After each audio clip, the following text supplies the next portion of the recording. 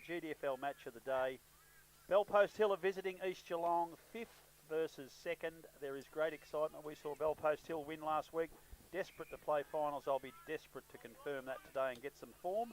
With me, as usual, special comments for the afternoon. Richard Grubby-Cations, good afternoon. G'day, Rob. G'day, viewers. G'day, listeners. And by my word, it's a pretty rough and really old day today. But, hey, that's what football's all about. It's a winter sport. But I did hear someone on the radio suggest this morning that the rain would clear and we'd have a fine afternoon. So we'll see how that goes. Well, I heard that too. I heard that and a few other things that particular person said. He's gone in the book. He'll be reported. Well, you will be, Cameron, because some of the things you said this morning were atrocious. Oh, dear me. And here I was thinking I was being informative. And Forsman. You had Forsman on. Yeah. He reckons Bellpost Hill only one-dimensional. Doesn't he know about Costello and Etheridge and all those blokes that can kick goals? Oh, and you want him to come in the box with me? Not a chance. We'll talk about that later. And also commentating this afternoon, played 7 games for Geelong, wasn't a bad player. Well, he wasn't the champion. Dale Smith, good afternoon. Yes, good afternoon, Rob. Good to be back here this afternoon. Unfortunately, conditions not really good for football, but as I said, it is winter and we can't expect too much more. Grubby, you have been pulling guests like rabbits out of hats lately. You've got another ripper this afternoon. Who have we got? Well, I tell you what, last year we had plenty of phone calls, and actually at the GDFL Press Awards, this interview last year with this fella was voted the interview of the year. Yeah. So we're glad to have him back, President of North Geelong, Shawnee O'Leary. Glad to have you, mate. Thanks, Grubby. Thank you, mate, for inviting me back. It's good to be here, and as Smithy touched on, it's a bit of a shocking day, but it's what footy's about. So exciting time. Well, it is, and it is for your club. Before we go to your club, we'll go to you. Yourself, Mick's out here somewhere umpiring, has been president, whatnot. KO's been a legend around the joint, and probably the number one person down here has been your mother, Christine, in the canteen. It's a great family club. It's just, you know, you've been here so long. You never thought of going anywhere else? Absolutely not, mate. I would have had to move out if I went somewhere else, but look, I'd be lost without them, and we have a good band of helpers, but they go above and beyond, and it's starting to get a bit old. So it's hopefully it's time for someone else to step up, which I'm sure there will be someone in the wings. But yeah, as president, they're absolutely amazing and make my job a lot easier. So yeah, very, very appreciative. Well, that's great. And I tell you what, I saw Scruncher over there before. He didn't look too well a few months ago, but he's a lot better. He's going all right, Scrunch. I always ask him when I see him how's the health, and he's given me the thumbs up, which is a good thing. He's been a part of the fabric for a long time, and yeah, it's good to see him here watching some footy with Lenny Hindenburg, and yeah. Well, I was stoked at the news because when they said he had the cancer, yes, they said he had 11 months to live. Yep. And then a new doctor gave him a new drug, and it's got rid of most of it. And he's going real well. So amazing. That's he's looking great really to see well. Great East Geelong people. Now, look, we're not going to touch on. We had Welshie in a few weeks ago. He basically did the eulogy, so I'm not going to touch on Doc too much. It's gone. Yep. The only question I want to ask about it is, I said it at the time, a tragedy like that in the club can either do one or two things. It can, some of the players, like, they've not handled it mentally that well and their form drops, yep, or the club galvanises and plays even better footy. It looks to me like you've galvanised. Mate, amazing, Grubby. Mate, you know, it's not about the club, but, mate, just I'm so proud of the playing group and all kudos to the coach, Benny Bosley. He's been amazing. He sort of had his teacher hat on, and, you know, he's just been amazing. So just the playing group, I think Doc's young fella Josh, who plays in the reserves, has been there. They've rallied around him. Mate, like you, I was worried how it was going to go, and mate, super proud of the playing group, everyone involved at the club. It's been a very tough few weeks, but I think it's made us stronger, and it's yeah, I suppose it's in the back of everyone's mind. So if you think you're doing it hard, you're not. It's yeah, been a very tough time, but we've got through it, and yeah, it's Well, it's funny because on form, I thought Inverleigh first and East Geelong a little bit behind them. But in the last few weeks, and that not just since that, but the last few weeks, it pretty much could be even money here at the moment. Yeah, we have been playing some good footy. There's a few back in today, just a bit of continuity, I suppose, like all clubs. It's COVID and injuries, but we're starting to get a few back. Look, obviously, it's probably a big call, but the next 3 weeks are probably the biggest 3 rounds we've had for a decade. So, and obviously after that, who knows what can happen. But playing good footy, coach has got them playing well. Close a bunch, guys. It's trucking along nicely. Well, yeah, and That was as good a footy I've seen played against Bannockburn. You kick straight, you win by 12 goals that day. So, but there's still a couple of blokes out. Sammy Lowe, my favourite player, he's still out. Sammy is, I think, Inverleigh. He may play a game in the twos beforehand, which he's not real keen on. But so Inverleigh, Huey Menzies, I think Corio, he got some good news on his shoulder, so it's healing well. He may have to have surgery post-season. Help me out, Fano had a bit of a mishap on Thursday night at training. I think that's about it. I think so. We're getting back to full strength, pretty close to full strength. The Fano I know has a mishap every night. But, but as you talk about that, Ben Bosley is leaving. Yes. Now, I do have one criticism of Ben Bosley. Yes. I think had he have left Huey Menzies off at Bannockburn, he might have been back sooner. I actually I was listening to the game. I heard the coverage, and it was him. He wanted to go back on. They wanted to keep him off, but he wanted to go back on. But I'm hearing what you're saying, Grubby. They probably he's only a young kid, and credit to him that he wanted to go back on and keep going. But now he'll learn from those. Well, he'll learn from that. Exactly. He wanted to get out amongst it, but look, he's been running 10Ks every Tuesday, Thursday night, so we should be cherry ripe come September. We had Benny Bosley, I know in this box at least, rated right up as the highest, along with a couple other blokes, but the highest, best coaches in the comp. Yep. Are you going to lose much, or is young Thomas Cordner Mars, has he picked up a little bit on it? Or? Mate, he's so obviously Benny put Tommy forward. Obviously we knew his credentials and what he could do. He's really stepped up over the last 6 or 7 weeks, and Benny said it'd be amiss of us not to try to get him to coach. So obviously Benny's very well respected. That's all you probably need. You know what I mean? We know he's a fantastic player. He's had a couple of niggles, but he's been working hard the last few weeks, and we're absolutely over the raft. I said to someone a few weeks ago, I said, even before we appointed Benny, if Tom Mars had to put in for the job and his credentials and what he had done, you would have offered him the job straight up. Not over Benny, but he's got a fantastic background, fantastic record, and we sat down with him a couple of weeks ago, and he said, "Look, I'm all in. He's right to go." So fantastic. Grubby, I left the studio at midday, and Robert Eagles asked me if Grubby had the dictionary with his roast pork, and you've come out with galvanising already. Very impressive. There you go. That's about as big as I get, mate. Very good start. Just on that coaching thing, a sign of a good club. I don't know that anyone in Geelong knew of Ben's position and Tom's ability to pick up the slack, and then it's announced all in one package. That's smooth, very professional, and shows you're doing a lot right behind the scenes. I'll give my brother credit for that one. He's a little bit smarter. No, he's fantastic. Yes, it was a smooth transition. I was a little bit worried about the playing group, but they've embraced it. Amazing. Yeah. A sort of credit to the playing group too. It shows where they're at. Good bunch of guys. I had spoken to a couple of them prior to even that happening. They were talking about how Tom currently basically does the video review on a Tuesday night with the group, so they're already over his knowledge, insight into the game, and his ability to transfer that information. So that's a huge step forward already. They don't need to start off. 100%, Rob. 100%. It's and I think, Benny rated him anyway, but just the last 8 or 9 weeks, he's been doing some extra work with that, and it's come across smooth, and the boys have embraced it, and look forward to next year too. Yeah. So who steps in now behind him as he's offsider? So obviously he's big.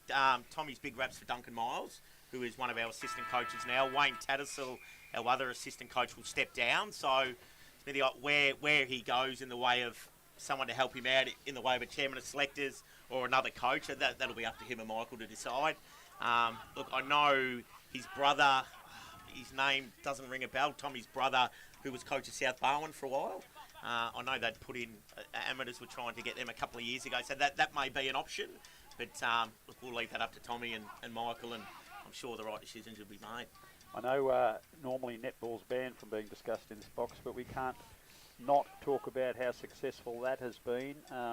Probably red-hot favourites last year. Let's go to a break. Finals were cut short, but sitting third on the ladder, definitely one of the big candidates for the premiership. So the whole club humming along well. And talking to Zoe Perovic recently, yes. new to the club in 2019, she talks about the interaction between football and netball and how it's just a good place to be. Yeah, absolutely. So she's the partner of Billy Andrews, who plays in the seniors. That was how he come about playing here through Zoe, which was fantastic because he's a good little player. Amazing. So, which I can announce now. I don't know if Justine will crack it, but she's going to she's going to step up again next year and coach the A grade by herself. So that's a fantastic announcement for the club.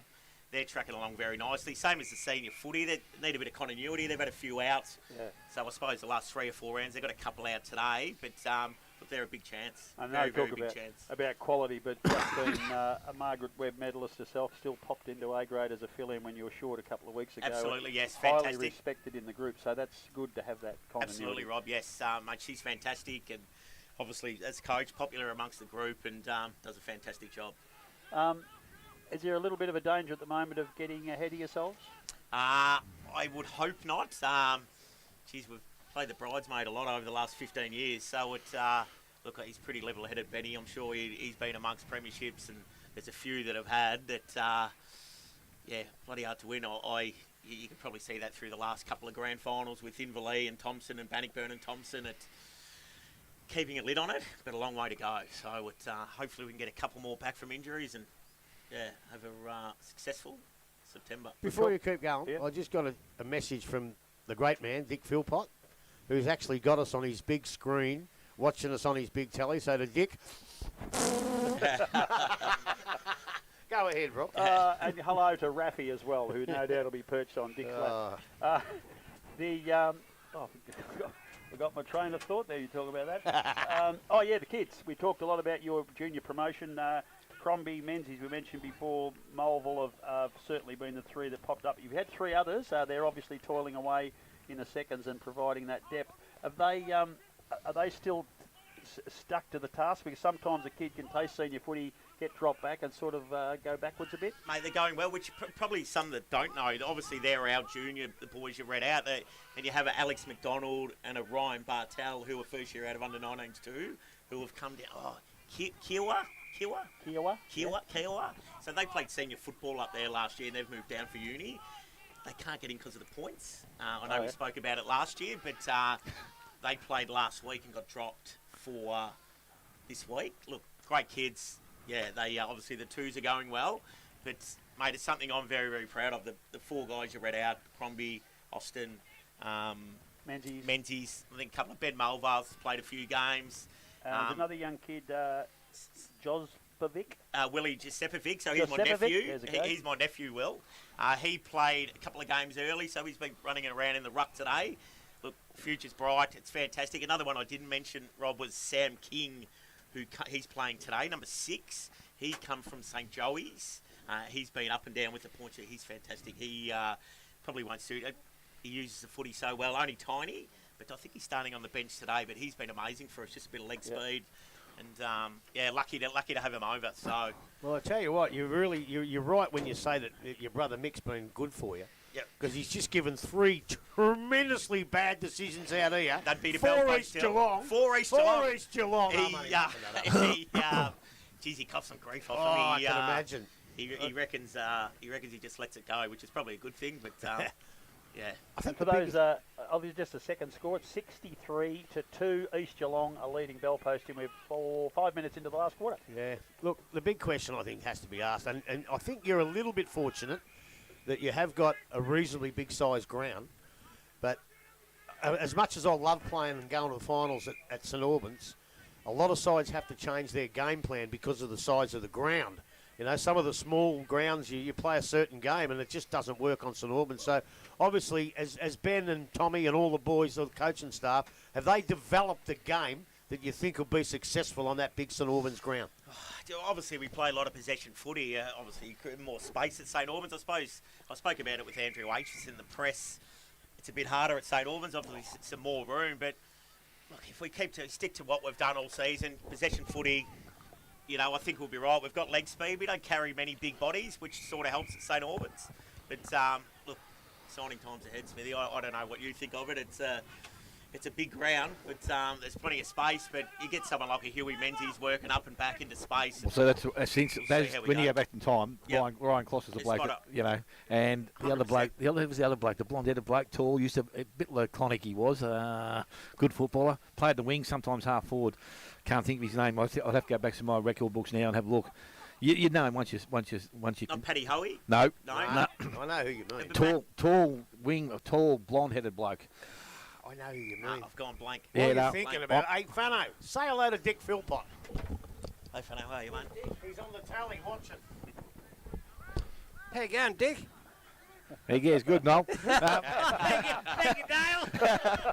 One other question, mate. As I said, you've mentioned quite a few running around here, and obviously points will change next year with these blokes staying on. Yes. Is there a need to go out and get many, or is it now just one or two of what you really, really require? So the way things are going, without mentioning names, there's about 3 or 4 one-pointers that want to come back. So that may open it up a bit, Smithy, with maybe getting a couple of big recruits. Yep.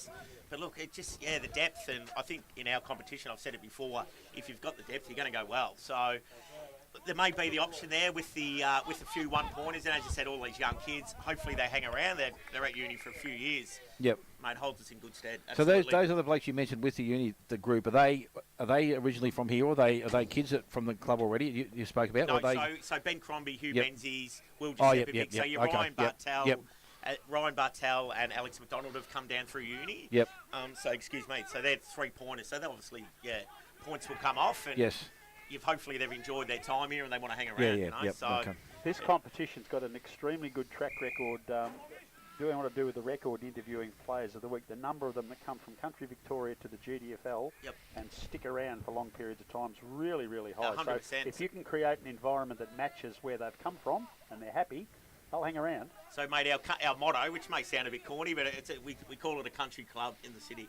That's sort of our motto, and we've just done a strategic plan, and it's in that. So, and a few people comment. I think one of the farm boys might have made the comment. It reassures you that you're doing the right thing. Yeah. If that's what they're saying, so it makes you proud. I think that is the most important thing out of the points. You certainly want to develop your juniors, that's a given, but if you can retain your 4 and 5 pointers or 3 pointers for long periods of time, it makes a huge difference to Absolutely. building an era, and you are really on the verge of doing that now. Yes, it's as I said, you don't want to get ahead of yourself, but look, we put things in place. Obviously, Tom, it would be amazing if Ben was staying on, but look, we're very confident that Tom will do a fantastic job. And as I said, the playing group have embraced the news last week. So onwards and upwards. And sponsorship retention, obviously you've got the West Plumbing and Civil Oval. They've obviously tipped a bid for naming rights to the ground, which is really important. But in the environment you've got now, you're finding it easy for people to want to come on board with a bit of sponsorship money? We're very, very lucky with our sponsors. We have a fantastic band of loyal sponsors, some new sponsors. Look, I'll give Tommy Quinlan a plug from Quinlan Cranes. I think 2006 he's sponsored from. Wow. So it's just, amazing. So same amount every year. Yeah, it's just amazing. So Mark James from All in One, who is one of our platinum sponsors, his brother Matt plays for Bellpost Hill. All right. Yeah. So he'll be behind the glass today. And What obviously, does he do? One-on-one, what's that? All in One, so an NDIS support system. Okay. So we just through NDIS. So it's just a new business, and I coach his young fella in the under 14s too, and fantastic guy, fantastic family, and very, very grateful. I think I've got it on the t-shirt. Well, it's good to know about that stuff, because people who are listening to you now can say, all these sponsors that East Geelong have got out and gotten, Yes. all you East Geelong people, bloody will get out and use them. Yeah, absolutely. Because the more you use them, the more they'll sponsor your club. Exactly, and as we all know, footy clubs rely so much on sponsors, and we're very, very lucky. So, and as Rob said, with Oswide Plumbing and Civil, very grateful. Obviously, they've had a long connection at the club through Connie for 50 years. So, very, very grateful. Well, I can remember when I used to play down at the Sharks in Williamstown, and their major sponsor was the Gentle Touch, but I didn't use them at all. Never used them at all. I like that, Grubby.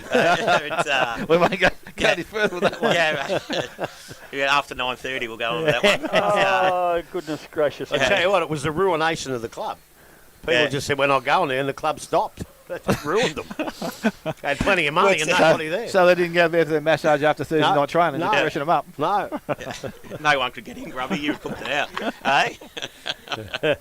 It's, there you go. One-man show. Well, things are obviously humming along pretty darn well here at Oswide Plumbing and Civil Oval, and that's certainly the number one sponsor and naming rights. So if you need a hole dug or a drain put in, you know where to go. Absolutely. They do an amazing job. Support the Eagles.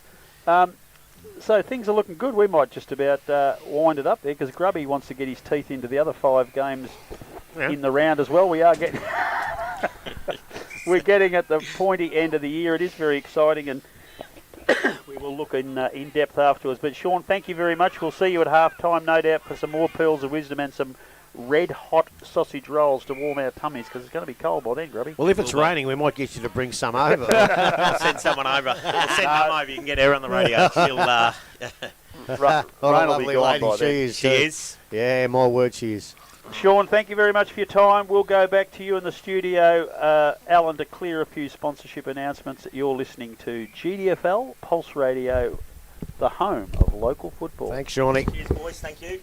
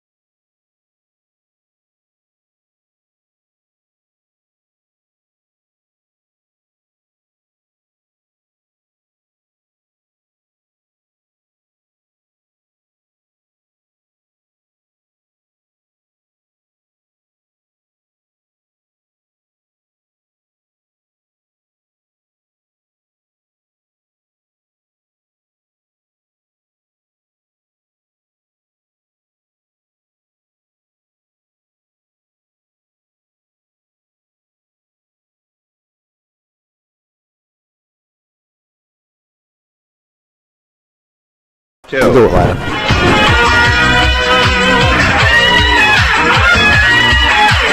GDFL match of the day you're listening to from the Oswald Plumbing and Civil Oval, Richmond Crescent, East Geelong home side versus Belpost Hill. We'll get to that game shortly, Grubby, but let's go through the other five. And there's not a huge amount of interest. We're looking at the better sides on the ladder playing the bottom sides on the ladder, so probably fait accompli. But I suppose the only game that might have a little bit of interest, Thompson are hosting Winchelsea. We saw them at their very worst against West a couple of weeks ago, but either side of that, they were good. They've certainly got 4 or 5 back in their team.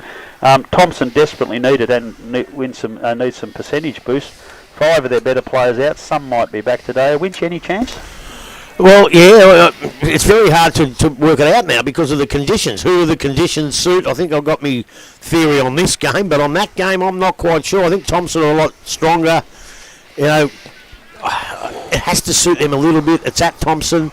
If Winchelsea bring their first half form against West there, it'll be a really good game all day. If they bring their second half form, they're gone. They can't go anywhere near them.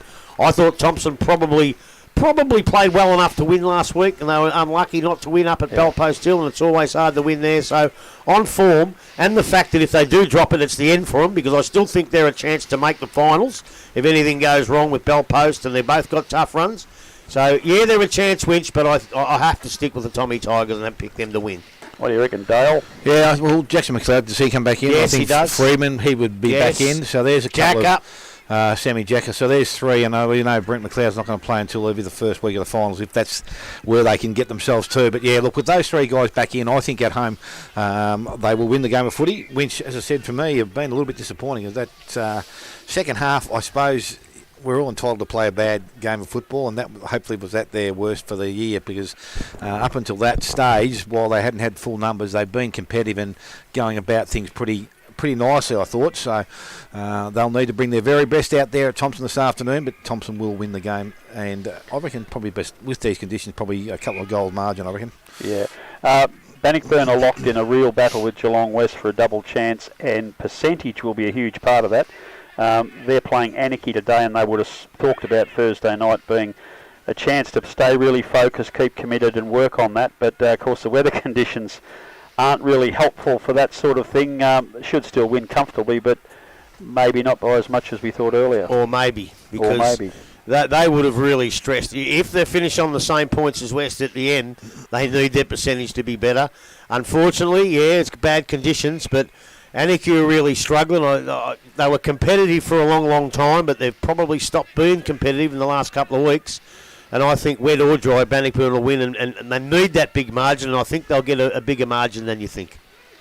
Dale? Yeah, look, I tend to agree. I think, as I said, the condition obviously not ideal. Rain was still falling out there when I left this morning, so it's going to be damp. Their ground probably a little bit better condition, I think, than this one, so I think that'll be okay for them. They'll win the game. They'll win it comfortably, and as I said, the better margin they can put on this, the better they'll be for seeing themselves settle into that third spot come the end of the year, but they'll need everything to go right from between now and then. Alarm bells will be ringing at Geelong West, because the old change of coach mid-season always makes the teams rally. They've got North Geelong today. They're probably not in danger of losing, but like Bannockburn, that percentage margin, they'll have their work cut out to win by a huge amount, you'd think. Well, the boys that are taken over are just unbelievably popular at North. I mean, Busey's popular wherever he goes. He's just a terrific fella. But young Bryant, he's a pretty popular bloke too. A family of around North Geelong that get in with a canteen and all his mum and dad and that. Hey, pity you can't get him as playing coach. Well, yeah, because he was a good player too. But still can be, and his brother as well. But look, yeah, they'll get a bit of a lift, and the conditions will go as well. But no, West too strong. Again, they have to try and build their percentage as well, because they know that Bannockburn are breathing down their neck. It's just they kick goals with their blokes like Blake Dye taking great marks. There won't be many of them today, but the good thing about him is when he butters up, he's pretty good on the deck as well. Yeah, so look, I think West will win, but I reckon North will come out and throw everything at them for the first half, and don't make, if it's very, very close, right on half time. Yeah, how do you see the change of coach, Dale? It always At AFL level, it happens every week. Yeah, every week. I don't know why that is, and to be honest, that's I reckon it's a disgrace for the players that all of a sudden can raise an effort after someone gets the I can't believe so that. to speak. Hey? I can't believe that. Why wouldn't they give the effort for the coach? That's what you're saying, isn't it? Pretty much. Yeah. You get beaten by 60 points plus every game you play, and all of a sudden you either change a coach and you come out and win And a you game of beat footy. Richmond. Yeah, so You know? there's something not right. So obviously, I'm not. You're not in that circle, so you don't know what's going on. But I still find that really hard to get through my head every time. So, but this is different. This is a circumstance completely different. I don't think it's going to matter who coaches out at North Geelong. They won't win the game of football because Geelong West at home have got too much to prove. I still think they're persisting with Lima in the ruck rub, and I still shake my head. Like today, you get a day where it's sloppy and wet, and you're going to come up against a couple of blokes that have got a little bit of height. You only have to have one slip, and he, cracks a rib or something like that, and it's, you lose a quality player for the rest of the year. I know Bohm's coming back, and you've got to get through that point. Now, whether they brought that other young kid up that was out last week because of the points, whether he got back in again, I don't know whether that's the case, but. Well, I hope there's too much to lose for him to go down in this close to finals. But look, West are doing enough to show they're good. Evidently last week, Bannockburn played a really good 5 or 10 minute passage of football into the breeze to get over the top last week. So it'll take something special for North Geelong to get even close, I would think, out there today. Well, the thing is, in the ruck, the times we've seen them without a ruckman and used Lima, the opposition didn't have one either.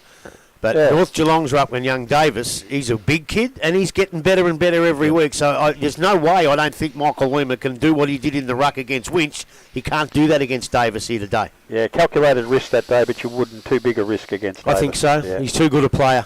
Just find some workhorse in the seconds to lean on him all day as best you can and try and rove to the opposition ruckman. Yeah, I don't know what the other option is. Who else rucked that day? Was it Viney? Did he go into the Yeah, ruck? he went in for a while. And again, you know, he's one of their key defenders. Again, it's a risk. You're better off to bring that young fella in and drop a good player with the points. And until Bohm gets back, you think? I think so. If he gets back. Well, as I said, Grab, we spoke about it. You look at this way situations now with COVID. You look at Inverleigh with the injuries that they've got now starting to happen to their club. You only need a couple of those things to go wrong over the next couple of weeks, and it can change things. Like Inverleigh can go from my thoughts from being still the number one side in this, with not, East Geelong not too far behind them. You get another one or two of their players get a season-ending injury, and something else happens between now. As I said, at COVID the week before finals or whatever happens, it can change things greatly. I don't know. I'm just thinking it's. Oh no, I agree with you. And the thing is, because we're getting low on weeks to come, I've just got a funny feeling that when Jai Bohm does come back, he may have to be thrown straight back in the seniors. They might not have the time to give him a seconds game. They might have to throw him straight back in. But West will win. But I tell you what, I think North are going to give him a fight for a while. Premiership favourites Inverleigh host Belmont Lions, who have a very big gap between their best and worst, and maybe with finals now gone for them, it'd be hard to conjure up your best on a day like this. So it could be one of those very ugly games to watch, and Inverleigh just win by a little bit. I'm not quite sure, but I'm glad I'm not there watching it. Well, the margin won't be as bad as it was against East Geelong last week. Let's put it that way. I think it was 140 points. And in these conditions, if they do that, well, maybe we have to think again. But look, they've got too much gain to go without just going. They've got enough good players out there in Inverleigh that will still win this game of football. Belmont will be, I reckon, competitive up until half-time. But I think once half-time turns over, I think you'll find that the margin then will start to spread. Well, with what Belmont have been putting up, they were up and down, but the last few weeks they've been down. And obviously out there you can kick a score because the Inverleigh reserves beat Belmont reserves by 80 points. So that you can still kick a few goals. It's not a quagmire, obviously. But I just think somewhere along the line Belmont have to lift and try and get back to the form that they beat North Geelong in, and they beat Thompson. And if they can get back into that form, they can be in the game for a while. You get rolls of good and bad luck. It must be really worrying for Buck Donoghue and the coaching staff. They've got quite a lot on the list, and a game like this, wet conditions, you'd be nervous about someone else picking up something, because while they got a strong second side, certainly their big man area is under pressure. Wilson's got to carry now with McHugh and Walsh gone for the year. They've lost another. That's him. And I believe Toby Manganelli's playing today, but may not be quite right. Whether it's too big a risk to do it or not to keep themselves up and about. But it's a nervous time, isn't it? When you've lost a few and you think, is it going to be another one today? Well, it is big because, especially with the Wilson thing, if Wilson does get hurt, we shouldn't be talking about this. We're not putting the moz on him. But, yeah, their big man department have suffered with, what do you call him, McCadman Walsh? Walsh, yeah. But they do suffer with him out, and you would hope that nothing ever happens. But it's funny, with blokes like Manganelli, you can play him in the seconds on a normal Saturday, give him a bit of a run in the twos and everything. But in conditions like this, where blokes diving over your legs and that, I wouldn't play him in the seconds at all. I might play him in the ones, but I wouldn't play him in the seconds. It's all in tough and in close, and anything can happen. But look, yeah, it is a worry for him. But hey, that's just football. That's what you strike year to year, week to week. It's just footy, and you play, and you hope to win, and you hope not to get injuries. And injuries, regarding whether they get them or not, Inverleigh will win this game today and win it pretty well. Now, I might have done the Corio Footy Club an injustice, because earlier in the year, of course you did, they failed by only 4 points to beat Werribee at Werribee. They host them at Corio today, and their form of late, still not getting wins, but they've certainly been there or thereabouts. But Werribee have been on the improved. Were you there Thursday night to have a look at what the team might be? No, it was too cold. It was too cold. No, I had other things to do, but I must say, my nana died during the week. 102 she was. Oh, toughest old buggy you've ever met. So commiserations, but that was a good innings. Yeah, R.I.P. Nan.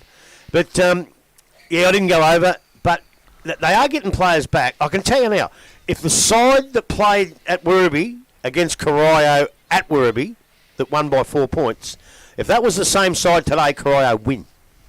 But they have strengthened up a little bit. They got blokes like I didn't think he was coming back, actually. Young Chesterman, who's pretty much one of their better players. He's come back through the twos. I don't know if he'll play twos or ones. Right. I think he might have another twos game in him. They have improved. They have got better. But I reckon they're playing that hold-on football. You know, they play the good sides and they just play defensive, hold on. They're never, ever really in the hunt to win, but they don't get flogged by 15 goals. And they can't play that today. They've got to go out and attack and win. And at Corio, I reckon Corio got a huge chance. And as I said, playing the same side they played last time, they'd win, but they've got a couple back. I'm going to go for Werribee, obviously. I'll get killed if I didn't. But I tell you what, I do give Corio a hell of a chance to win their second game for the year. Yeah, I think you're right, Dale. What do you reckon? And sorry, before you go, Werribee have re-signed Reece Prismal for next year, which I think is a good thing. He's had a bit of COVID, and then not him himself, but COVID that first year, and then the second year he had injuries this year, so hopefully he gets a chance to prove himself next year. Good re-signing. We might have a bit of dryness soon. I'm just looking at the weather map, and the rain's just petering out at Bannockburn. Oh, yeah. You said it was gone by 11. Well, I'm trying to get some credibility back. Struggling, I'll admit, but there is a little bit of a gap in the showers, so by quarter time we might be in better conditions. But we're certainly starting. Still light rain falling here. Both sides are out on the ground. The umpires are warming up, getting ready. Oh. Gentlemen, how's this one going to go? Hang on. And they are. Oh, and they are. And they are. We've got the Chaston brothers today. We've got David Chaston and Sam Chaston. Now, I know David Chaston is a damn good umpire, and I haven't heard much of Sam. I guess he's his younger brother. Cooch usually gives me a bit of info. If you're listening, text a bit of info on Sam. It's a bit of age gap with those blokes there. He must be a very, very younger brother. He might be a son. I don't know, but I tell you, he might be actually. But, you know, David Chaston's been a very good umpire, so if his son's anything like him, he'll be good. And the other kid we've had a few times, he's a pretty good umpire too, Liam Clark. So, obviously, Cooch has seen what the match of the day is and given us some pretty good umpires. Perfect combination. We've got the veteran, we've got the bloke in the peak of his powers, and the youngster and the young coming fella. up. Well, I think we're in for a good day there too. Who's going to win? East. I think after watching Bellpost Hill last week, they do the right things, but they just don't seem like they're quite up to the top two. But they can prove that today. This is a big game for them because if they can't go anywhere near East today in these conditions, and I think it'll suit Pagey and Dylan Whitney, who are really good players, but they're not superstar quick. I think that'll help them a little bit. If they can't make a bit of an indentation here today, then I think maybe they make up the numbers come finals if they finish fifth. But if they can put it, I don't have to win, but if they can put in a real good performance against a very good side on their home deck, then it just goes to prove this year that the GDFL finals could be any one of 4 or 5, not just 1 or 2. There are sides that do match up well against each other, and Bellpost Hill do match up well against East Geelong. So when I spoke to Tari before the game, he was talking about, I spoke about the big folk we talked about before, got dropped to the seconds today for Bellpost Hill, and he didn't believe that matchup was right for him to stay in the side. Hecker, who I thought played pretty well. So he came back into their second side today. So he's okay with him coming out and obviously playing a smaller brigade in their defence. But if they have one advantage, it's their ruck contest again. We go back to it again. Now, McLennan's going to have an absolute dream run in there, unless Timmy Barton goes in there. But again, he's the type of bloke. Oh, he will. At some stage. Yeah. But again, you don't want to see him in there all the time. He's the bloke you want to see playing at centre half forward and providing that good option from Or centre half back. Oh yeah, or centre half back. But as I said, I reckon East Geelong win, but I don't reckon the margin's going to be all that great. I reckon it's with less than 2 goals again. East well known for their slick ball movement. They haven't got big forwards, got small fellas they hit up on the lead. Are they going to maybe struggle to get that slickness into their forward line in these conditions? Yeah, probably. It probably comes back on the kids too, as you know. Young Crombie, does he play as well in the wet? Well, Menzies is not playing. The Mulvale boy, do they play well in the wet? They're questions that we can't answer. And, well, probably me 10 minutes into the game, you blokes probably 3/4 time. But they're the questions that we'll need to answer later on. Oh, dear. Well, after that last week, that test just worked out so well last week, didn't it, when they went down the ground and kicked that goal. I watched that on video. I called it. Yeah, I watched that 11 times just to get a bit of a buzz out of it. Makes you feel good. Look, yeah, East for me, and probably on the strength of what you said, Smitty. I think, put it this way, I reckon McLennan can win the Neville Whitley medal. He's had so many dominant good games this year. I think he's got to be up there with a chance to win the Whitley medal. There you go. And he's playing against a side today that do not have a ruckman. And as you said, he should have a birthday. Yeah, well, we've seen him. Well, I reckon, what's his name? Wilson towed him up the day at Inverleigh in the rucks, did a little bit around the ground. But today, his deft tapping of the ball should really set things up for East Geelong's midfield. And that might be the start they need. But just worrying about that slick ball movement into the forward line in these conditions. It'll help Belpost Hill defenders. But East, I agree with you, all still should win. I wonder where they're going to bounce the ball. Yeah. Well, they have gone back into the middle. They were doing the circle back in the middle, so it's not going to come out here where the reserves was. So it's going back into the centre, which I think for senior football, that's where it should be anyway. Yeah, but can't they move it just 1 or 2 metres into the green grass? Well, they're not doing that, Grub. They've already circled it up, and it's I know that, right in the middle of the slop. So, but wouldn't you? I know it's unprofessional for senior footy to bring it right out here or right out the other side. But if you see where the centre circle is, you've got 3 or 4 metres. On the grass, give everyone a chance because it's so muddy in there at the moment. It's going to wreck the ball straight away. Yes, it is. It's not quite an old-fashioned quagmire, but it's the centre wicket. We know what it used to be like here at East Geelong when it got terribly wet. There's water lying in it. So I reckon by fast 4 this afternoon, it could be a bit sloshy in there. Players are moving into their positions. It looks like the Belpost Hill team will be kicking to the eastern end of the ground. Is that the east? Oh, who knows? Who knows? Help me out, Dale. You've got good no, I'm not a geographer. Where's Jason Doherty? He said he was coming over to say. He knows where which we are. is east and west there. I'm going for east. West, because the sun rises. Yeah, I'm going. Well, I tell you what, I wish there was a game of footy at Centrals today, because I went there this morning. They used it is in magnificent condition. Magnificent condition. So East are kicking to the city I swam end. 2 laps. and Belpost Hill are kicking to the the other end. The other end, you idiot. And as we said, Timmy Barton is going into the middle to start off, so it's McLennan on hands and knees, tries to get the ball out, and again, this could take a little bit of getting out of that middle, so let's hope they move the ball quickly, and all the umpires pay a free kick to get things moving, but the ball still in the middle. Umpire, I think, copped the splash off the ball then, had to wipe the eyes. Ball's up now. Barton just tries to nuff it right out of that middle contest. Didn't get success on it. Lemper had it, and he was held, and now will win a free kick, so Lemper inside, or just defensive side of their centre circle, will take the ball. Has Mars short, but he decides to go longer. Dowsett's in space by himself on centre wing, so he's there now. Basically is manning him, and he goes now towards their forward 50. Ball gets out the back, coming through the circuit, got his head over the ball, tackled, may have been a little bit high initially, and now the finish off from Vesakuru is going to earn Aaron Vasika a 50-metre penalty. Bit stiff there. He's in the tackle after the free kick. I don't think it was that late. I don't think that was 50 either. No. That might have been about 35. But the ball goes out quickly, goes outside. I won't call him. They'll call him by the right name today. And that's Quinn's taking the mark, goes quickly into the forward line. Good lead up, and Costello comes up and presents and takes a mark. He's inside 50, but again, ball only early, maybe a chance. He's looking for some options. Will Ford leading back towards the goal square. He's now got a short option on, but I don't know who he's looking at because it's wrong coloured. Oh, that's dropping the ball up there. Etheridge kicks across the face of goal. Mark will be taken on the far side of the ground, and it will be, and it's going to be handballed quickly into the hands of Cord the Mars. He goes out wide. Mulville, he takes the mark on the half back line for East Geelong in front of the club rooms here. And is now looking to move ball towards the centre wing. Options, he goes towards that position. Ball wasn't a great kick off the boot. It's going to be picked up out there. Belpost still with some numbers. They work through the contest. Bit of handball, overuse of the handball. They're going to turn it over now as the ball goes back towards Vesicuro and past him.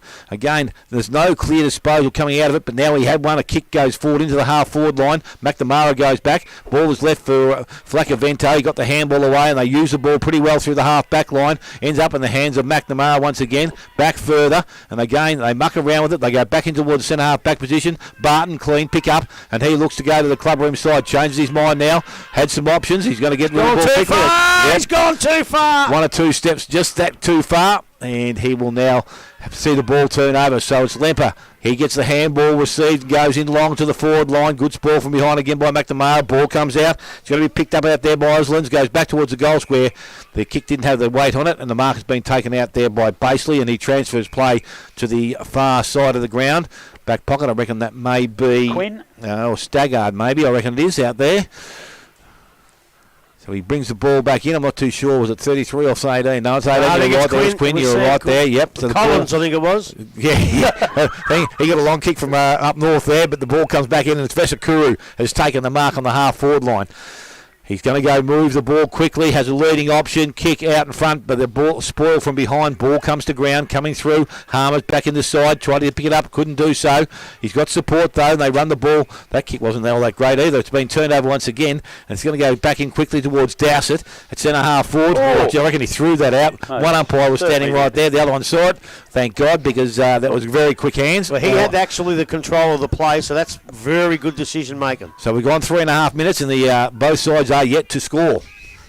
Baseley for Bellpost Hill has it in the back pocket. He kicks out wide, finds the circa on the half-back flank, and the little back pocket kicks down the line looking for Barton. Comes over the back of the pack. Costello, hand pass is intercepted by McLennan. He kicks into the forward line. Coming out to take a mark is Crombie, the teenager who's impressed us earlier this year. Hand pass across to Jacobs. Jacobs in the forward pocket, kicks. That's kicks a beautiful along kick. And kicks straight. That is a magnificent goal. No, it's Ali Mass, actually, not Jacobs, was it? Or, no, it was Jacobs. No, it's Mars. It's Mars. He's dyed his hair. You get a different change of colour. Definite change of colour. So we're looking for the dreadlocks, but that's Mars. That is a beautiful kick, Grubby. That's as good a goal as you see in these conditions. Oh, that's a beautiful kick for goal. And you know what? I was going to yell out before it because the way he delivered it, you could see he was going to do that kid. It was a beautiful, beautiful kick for goal after a pretty desperate struggle for either side to get the first one on the board. I did speak to Sammy Quinn before the game. He said, "Who's Collins?" I said, "Go and see Dale Smith. He'll tell you." But a great opening great start to the game, and you know, I thought Cozzy might have tried a little bit harder. He could have jumped on that footy, but he didn't quite do that. Hey, Trout. Back in the middle now, McLennan and Barton. McLennan gets it down. Corden to Mars runs over the top. Bellpost still flick it out, but it's Dowsett who grabs it. Gets it across there to Andrew. He kicks down the line, punched away from Vesicuro. Crombie gets the ball, can't get it. Gets a second crack at it, still can't get hold of it. Players get on top of him. Ball's been dragged back under, and I think he may be penalised. No, ball it up. Umpire said ball it up. We're about 30 metres directly in front of East Geelong's goal. They've got one on the scoreboard already. Bellpost Hill yet to attack with any purpose at all. And very clever work by Barton. Gets it to James. He kicks long down the line looking for Costello. That's that is better, a very good mark. Under a great deal of pressure for the veteran Bellpost Hill forward. He kicks into space looking for his partner in crime, Ettridge. He's tackled immediately, tries to hand pass away. Comes across to Rich for East Geelong, but his handball's intercepted to Whitney. Quick little kick back into the danger spot. Desperate defence for West Ford, for East West. Ford comes out, tries to pick up the ball, has a kick smothered, and Dowsett's going to get it on the half-back flank for East. He's been hit high as he was sitting on the ground trying to pick the ball up, and Dowsett will take the free kick for East Geelong, far side of the ground. Half-back flank, he gets a long kick, gets all the way to centre wing. Pack of players get up there, no one can take the mark. It is Jack Yates, the captain of Bellpost Hill, wins possession, but the ball's gone out of bounds. Right in front of the East Geelong coaches box, they lead one straight goal to no score, and we are 6.5 minutes in on the Eric Nichols clock. Ball is thrown back in on centre wing, goes into the hands of Yates, and he puts it back into the half-forward line, going across. Mark is not taken, comes into the hands of Costello again, goes forward looking for Ford. He's got it, yes. He bit of a finger tipper, but he got the first touch on it and went back and took possession. And now from about 15 metres out directly in front, Will Ford will need to go back and kick accurately here to bring the scores back to 1 goal apiece. It's funny that the Cosy of old, when they didn't have a Will Ford up there, he'd have had a shot then without any doubt of them, any doubt. But they've got great confidence in this young fella. He's leading the goal kicking. And let's see, hopefully we'll see why with his kick. So Ford now, as we said, from about 15 to 20 metres out and almost directly in front of goal. Comes in. Kicks a goal. Beautiful. Umpire just stands, looks straight back over his head. He's got the first of his for himself this afternoon. And Bell Post still also there first. That's 1 goal apiece. And we've gone 7.5 minutes. Commonwealth Hotel, first quarter scoreboard. Well, in these conditions, it doesn't matter where you are, whether you're on an angle, whether you're that far out, you still got to kick a wet ball properly. And he did exactly what you're supposed to do. Kick through the ball, straight through the middle. 2 goals so far, 2 great goals from either side. And I'll tell you what, now that Loey's not playing, one of my favourite players is Dowsett. He just no nonsense. A couple of times out here, he went for the short kick that was on, and then back there he kicked the guts out of it because that's what was on. And look, he just gives his all every week. That kid, I like him. And good decision the umpire there in that holding the ball because he didn't drag it in, and the umpire knew that. So McLennan up for East, but Barton gets most of it. No one really advantaged. Kicked off the ground by McIntyre towards the East goal. Trying to get forward there is McGrath. He can't get any benefit at all. And we'll have a ball up just inside the centre square. East Geelong in attack, scores tied up 1 goal each. And we've just gone 8.5 minutes into the Common Nafeen Hotel first quarter. Ball bobbles down. Nobody gets any great advantage. Gets out towards centre wing. Sable picks up for Bell Post Hill. Can't get away. Tackled immediately. Another player jumped on top of the ball. He's tackled immediately. That's a bit of a push there. The umpire has blown the whistle and he's paid exactly that. And coming up with the ball, I think it's Dylan Whitney for Bell Post Hill. No, it's not Whitney. It might be Sable, actually. Short pass looking for and finding a teammate there in Yates. So he's right on centre wing. The captain of Bell Post Hill, with the ball, looking for some options forward. Just goes long down the line. Barton is most likely, it was Ettridge who jumped up, couldn't take the mark. Ball comes over the back of the pack. Costello wins the ball. He kicks it down, looking for Ford. The umpire calls play on. Running through there, getting hold of the ball is Muir. No, it's Staggart actually. But breaking away for East Geelong is Vesekuru. He's hand passes to a teammate, and the ball comes out to Grubby's favourite for the day, Fawcett. He couldn't quite hold I like him much. He couldn't quite out. Quinn's got the ball. He tries to hand pass. Costello head down in under the ball. Desperate players jumping all over the ball. No one can get it clear of the pack. Comes out the back to East. Long kick there. That's young King that was well done. marked, but that's a great mark there by Andrew. He gets it across to James. James is tackled, but quickly kicks out to the boundary line. Plenty of players there for Bell Post Hill. The Circa kicks down the line, but he's found a lone East Geelong defender. And he will take the kick in. Kicks across the ground. That was Belitho. Kicks to the middle of the ground and finds young Austin Mulville, who impressed us greatly in the last game. Neat little kick. Finds next year's coach, Tom Cordner-Mars, in the middle of the ground. Quickly plays on through the very wet centre square. Kicks long into the forward line. Coming out, trying to take a mark is McLennan. Gets it across to a teammate there. And that is Andrew. He kicks long into the forward pocket. And as good as the goal earlier from Ali Mars, that has been matched by Billy Andrew. We've seen 2 corkers for East Geelong, and they lead now. Those 2 straight goals. Bell Post Hill 1 goal. Common Nafeen Hotel first quarter, 11 minutes in. Billy Andrew, I'll tell you this now. The biggest part of that bit was his pace.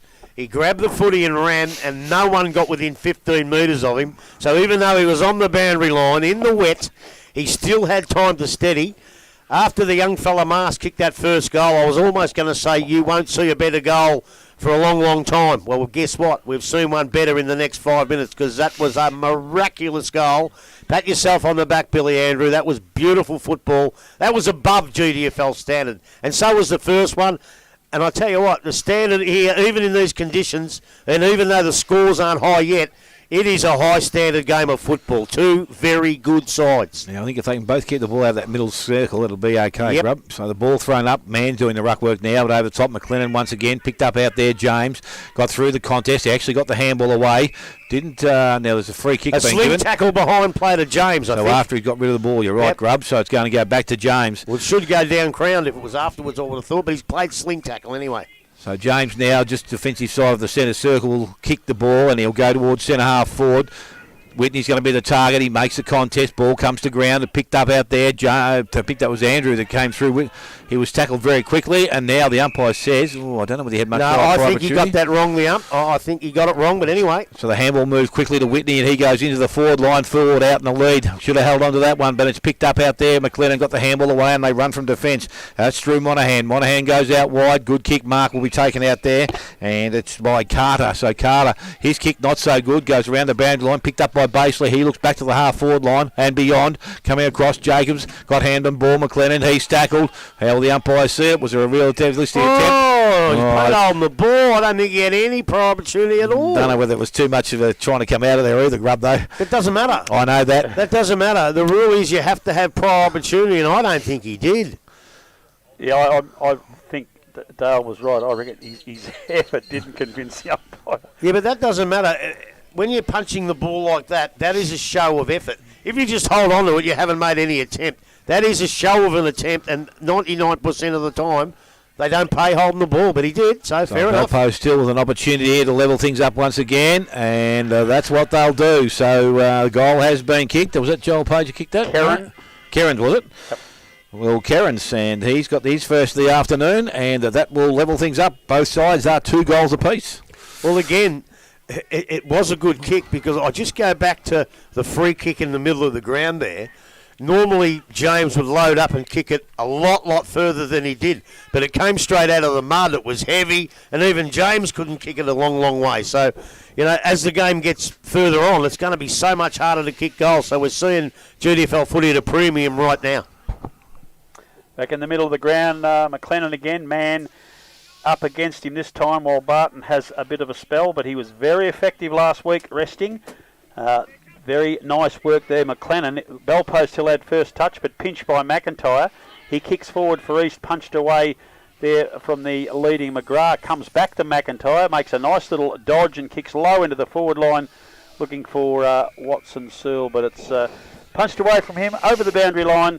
Far side of the ground, it's about 50 metres round from the East Geelong goal. They're in attack, and this is going really well. I need to see Watson Searle kick a lot of goals against the good side. Yeah, McLennan grabs it out of the ruck, runs around, hand passes a long way back to Monaghan. He quickly kicks under great pressure, but he's put it into a hot spot in the forward line. Dowsett's going to run on it. Can he break clear of his man? He has. Snaps across his body, but I think he's gone a bit too far to the right. And that's the first minor score for the afternoon. 2-1-13. East Geelong, Bell Post Hill, the visiting team, 2 straight goals. 15 minutes into the Common Nafine Hotel first quarter. In a very, very impressive start. Baseley has the ball for Bell Post Hill. Under pressure, but they've been under before and handled it very, very well. Plays on, long kick down to centre wing. Big pack of players up. No one can get their hand on the ball. Boundary line wins. And we'll have a boundary throw in far side of the ground. I changed my mind about James's kick. I don't think it was the heaviness of the ball. I think it was the heaviness underfoot from where he kicked it from. Oh, yep. Couldn't get good footing. No. Ruck work, McLennan again, taps it down neatly over the back of the pack. McIntyre gets away, he's tackled immediately, can't get it away. It's Costello that time, he hand passes, can't get forward, bobbles out to the centre wing. East have it now, quick little hand pass by Crombie, gets it across to King. He kicks it in the forward pocket, looking for Watson Searle, can't hold the mark. Over the boundary line again, we'll have another boundary throw, and this time it's only 30 metres around from East goal, desperately to add to their 1 point lead they have at this stage. I don't think there's any wind advantage, Grubby. None whatsoever. The trees are as still can be. So it's just going to be a battle of attrition at both ends. Ezard, where did he come from? He isn't. Yeah, he tricked me before. Excellent. I called him McLennan because he's the only other bloke in the side over 6 foot. Yeah, he got good size about him. He has indeed. So he's in the ruck now in the forward pocket. Great little tap down the front of the pack. Ball comes over the back. Andrew kicks forward for East, but intercepted by Dylan Whitney. His left foot intercepted again by Geelong West. Coming out of the back of the pack, the umpire has whistled, and it's the boundary umpire, and it's out of bounds. Right in front of the Bellpost Hill coaches box, far side of the ground. 16, nearly 17 minutes into this Common Nafeen Hotel first quarter. Ball thrown back on the half-back line, comes out now, and it's going to be Bellpost Hill emerge through Yates, puts it back towards centre wing.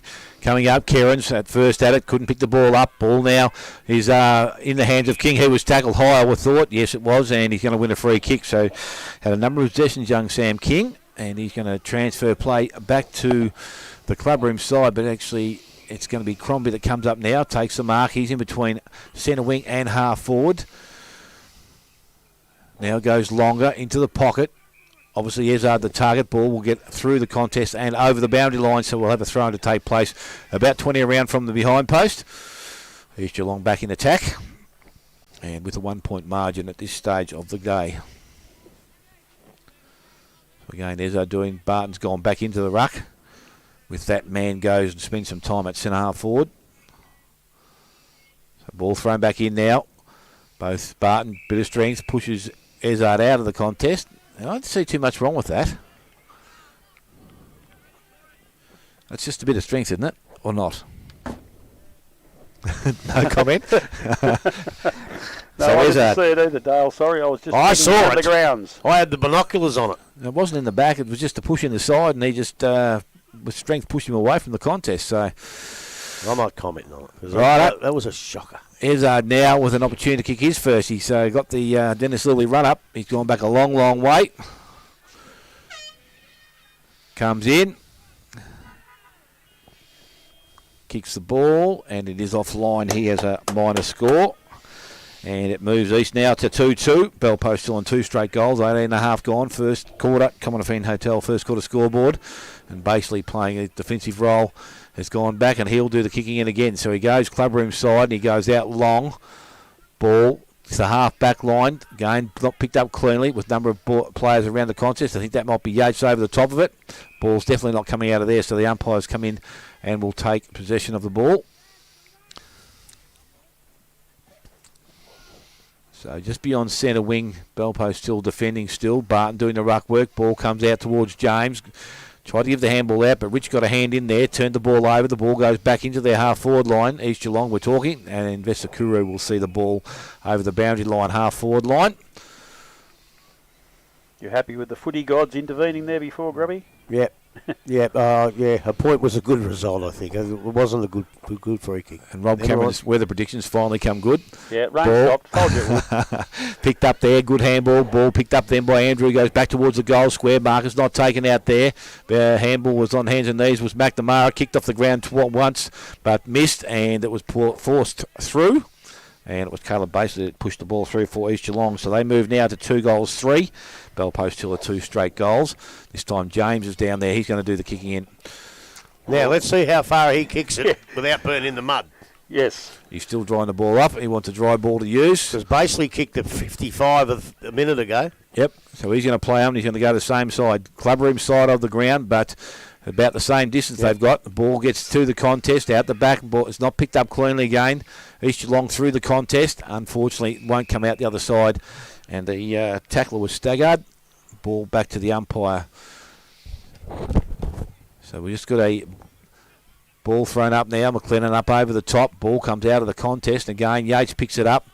And I can't see what's happening out there on the far side now. Someone's dropped the ball. It's obviously a Bellpost still player that's done that because it's picked up there.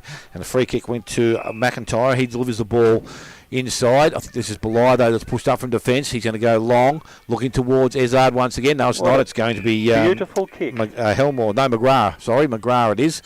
And he comes out and takes the mark. So he'll go back with an opportunity now to kick their third goal. So Brent McGrath. Kick of about 35 to 40 metres, I would think. So he's taking plenty of time.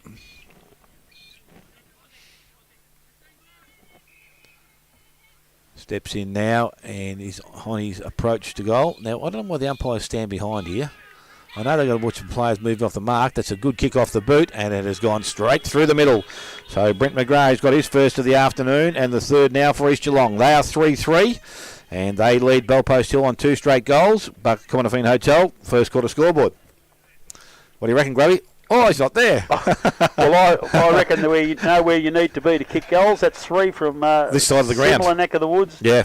In that pocket. Geez, that kick up to McGrath, that was a magnificent kick. Blythe, I think it was. Yeah, ball in these so conditions to Another pick that great lead goal. a long way away.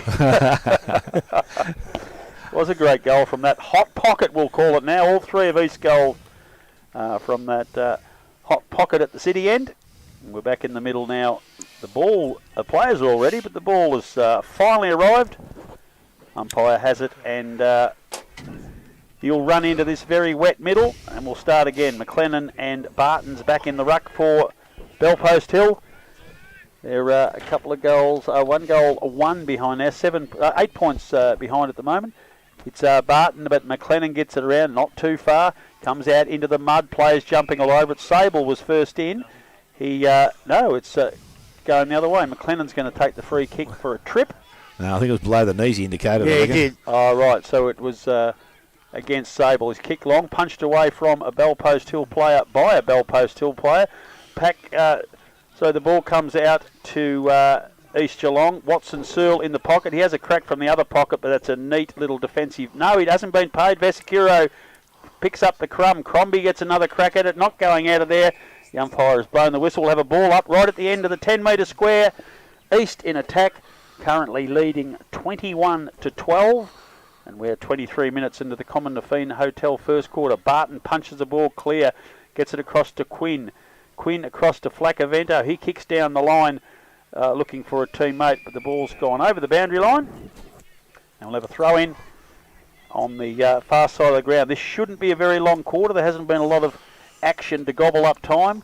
We're 23 in. I don't think it'll get much beyond 28.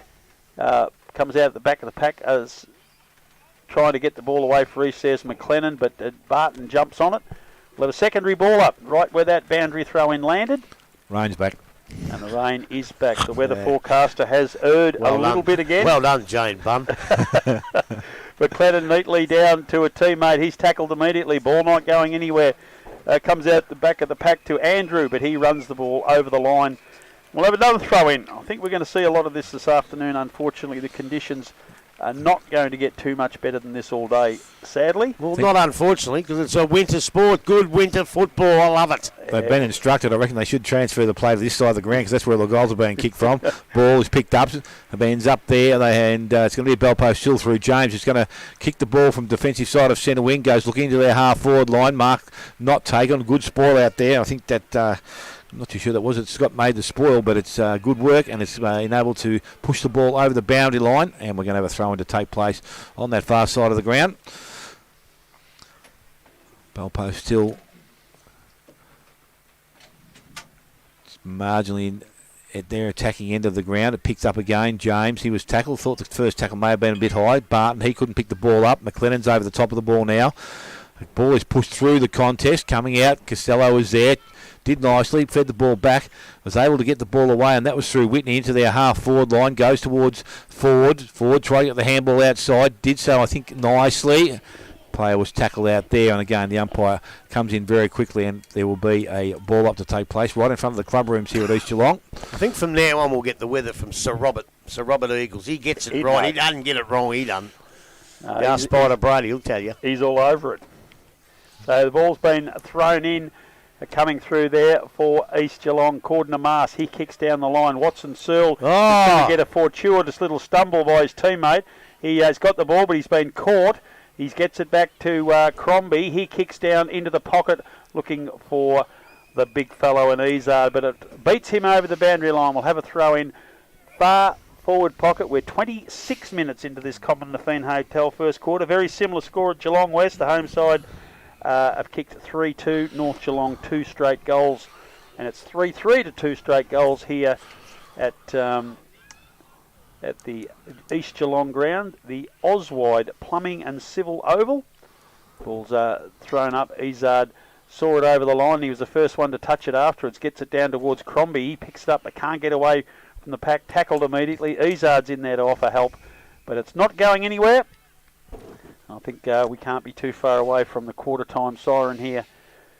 Home side just got their noses in front. They're in attack again. Pushing up into the Into the forward pocket, there's Barton and Izard. Ball comes over the back to Muir. He can't control the ball. Out of his hands. Over the boundary line again. Another throw in. And it is a long way away, the action. I do wish they'd bring it over here. This side of the ground's beautiful. It's untouched. Be nice to get some play over here. So another boundary throw in, far side of the ground. Barton and Izard again. Barton with strength gets a big clunk on it, but doesn't go anywhere. East pick up the ball.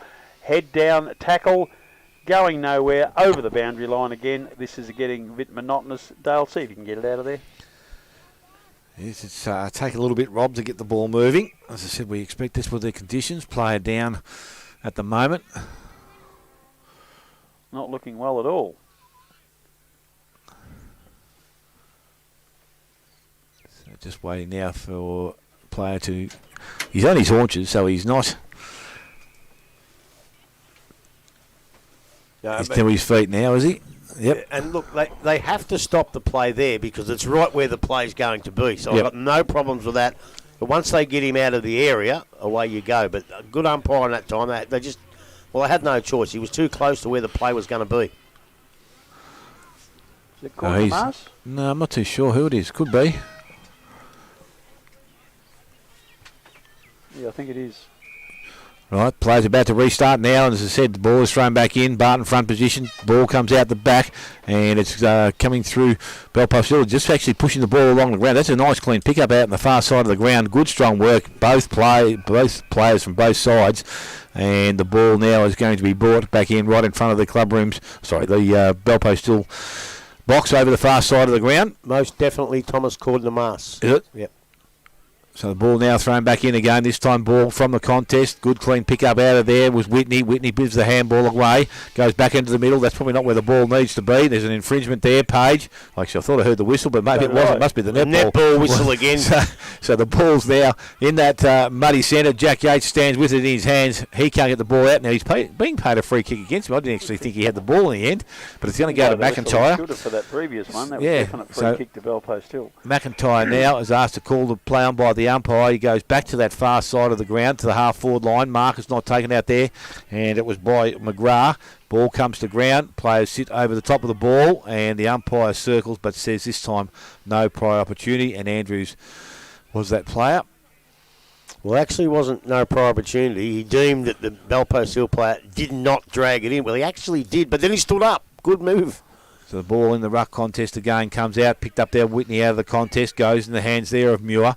He gets the ball back again towards centre wing. Ettridge comes out, clean hands. Well, I think he threw that out. He got away with it. East Geelong now trying to defend the ball. Ball goes towards Costello, but he's back over the boundary line, and another throw in to take place far side of the ground. Bloody whistle. I'll tell you what, I've got a really good spot you could put the netball. I can't believe how that sounds like the whistle's blowing right in front of us. Yeah. And on the beach somewhere. 150 metres away at least. Yep, it's pretty clear too. Ball thrown into the contest, and again goes back towards the centre wing. Coming across was Carter. Not too sure the ball got to that position. Kicked it off the ground. Yeah. The ball is now picked up, and again East Geelong turn the ball back into their direction. Picked up again by Whitney. Little short chip up over the top. Not too sure that was. It did the right thing. It was Mann that went up in the contest. Didn't think he infringed all that badly because he never actually touched the player. Didn't seem to touch anyone, did he? So it could have been... These binoculars are terrible. King is going to be the recipient of the free kick, so he's now called the play on, goes short, and again Costello chips in and takes the mark. He decides to go, mustn't be much time left. He goes long into the forward line, and Ettridge takes the mark, and it's probably just outside range. He goes and spins quickly. That was a great kick and good movement, and the mark has been taken out there by Mann as the siren sounds. Oh, Dale. You watch his umpire, he'll stand behind him. You watch. If he goes off his line 1 centimetre, he's going to call play on. Yep. So this is, I don't know. I know they do that, and they're entitled to do it, but a lot of people naturally, when they kick the ball, move to the right. So Mann comes in now. Ran kicks straight. That goal. Looks okay off the boot. Kick straight. They like that. That's straight through the middle. So Luke Mann has his first, and Belpost on the siren have their third. They are now 3 straight goals, 18. They trail East Geelong on 3-3-21. Goal kicks at this stage of the game. All individuals, 1-2. Billy Andrew, Alistair Mars and Brent McGrath for the home side, and for Belpost Hill, Luke Mann, Will Ford and Will Kerrins. It's a 3-point margin here at quarter time. I'm going to take a short break, come back with all second quarter action here from East Geelong. You're listening to 94.7 The Pulse, your home of local football.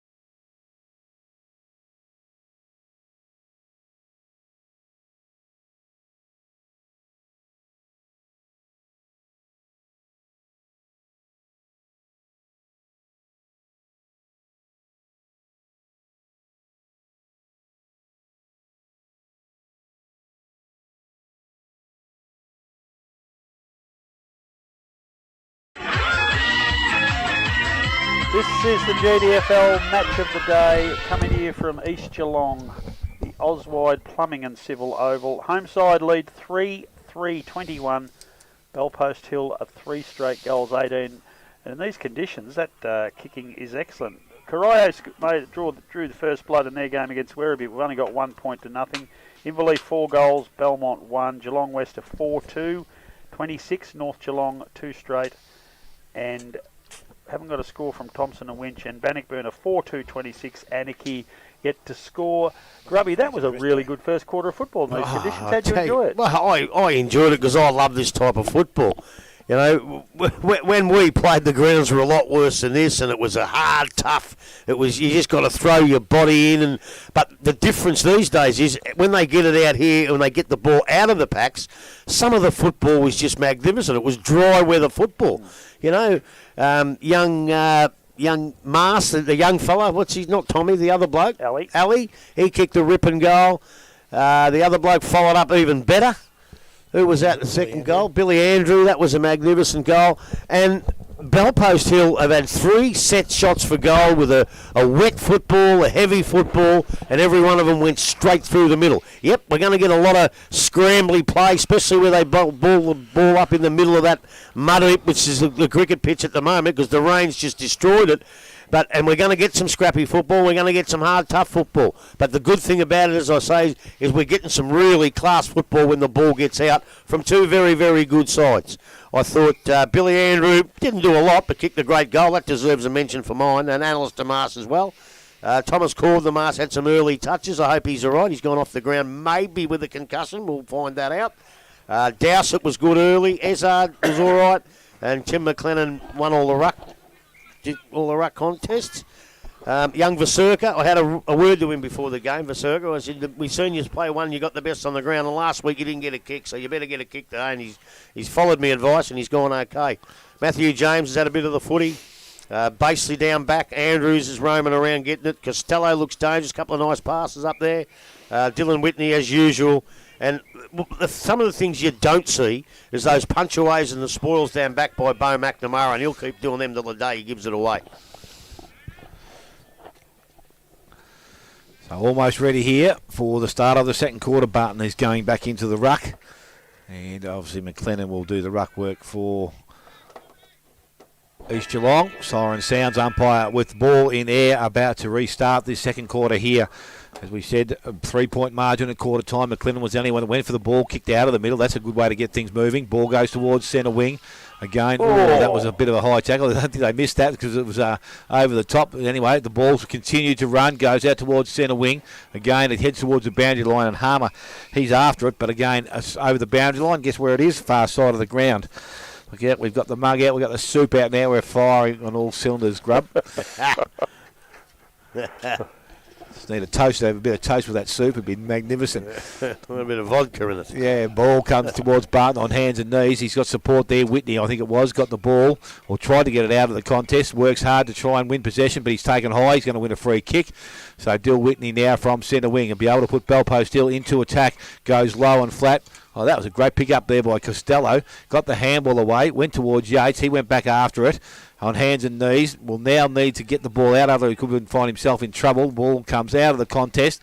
Again, with a number of players around, I'm not too sure who's got the ball out and where it's going to.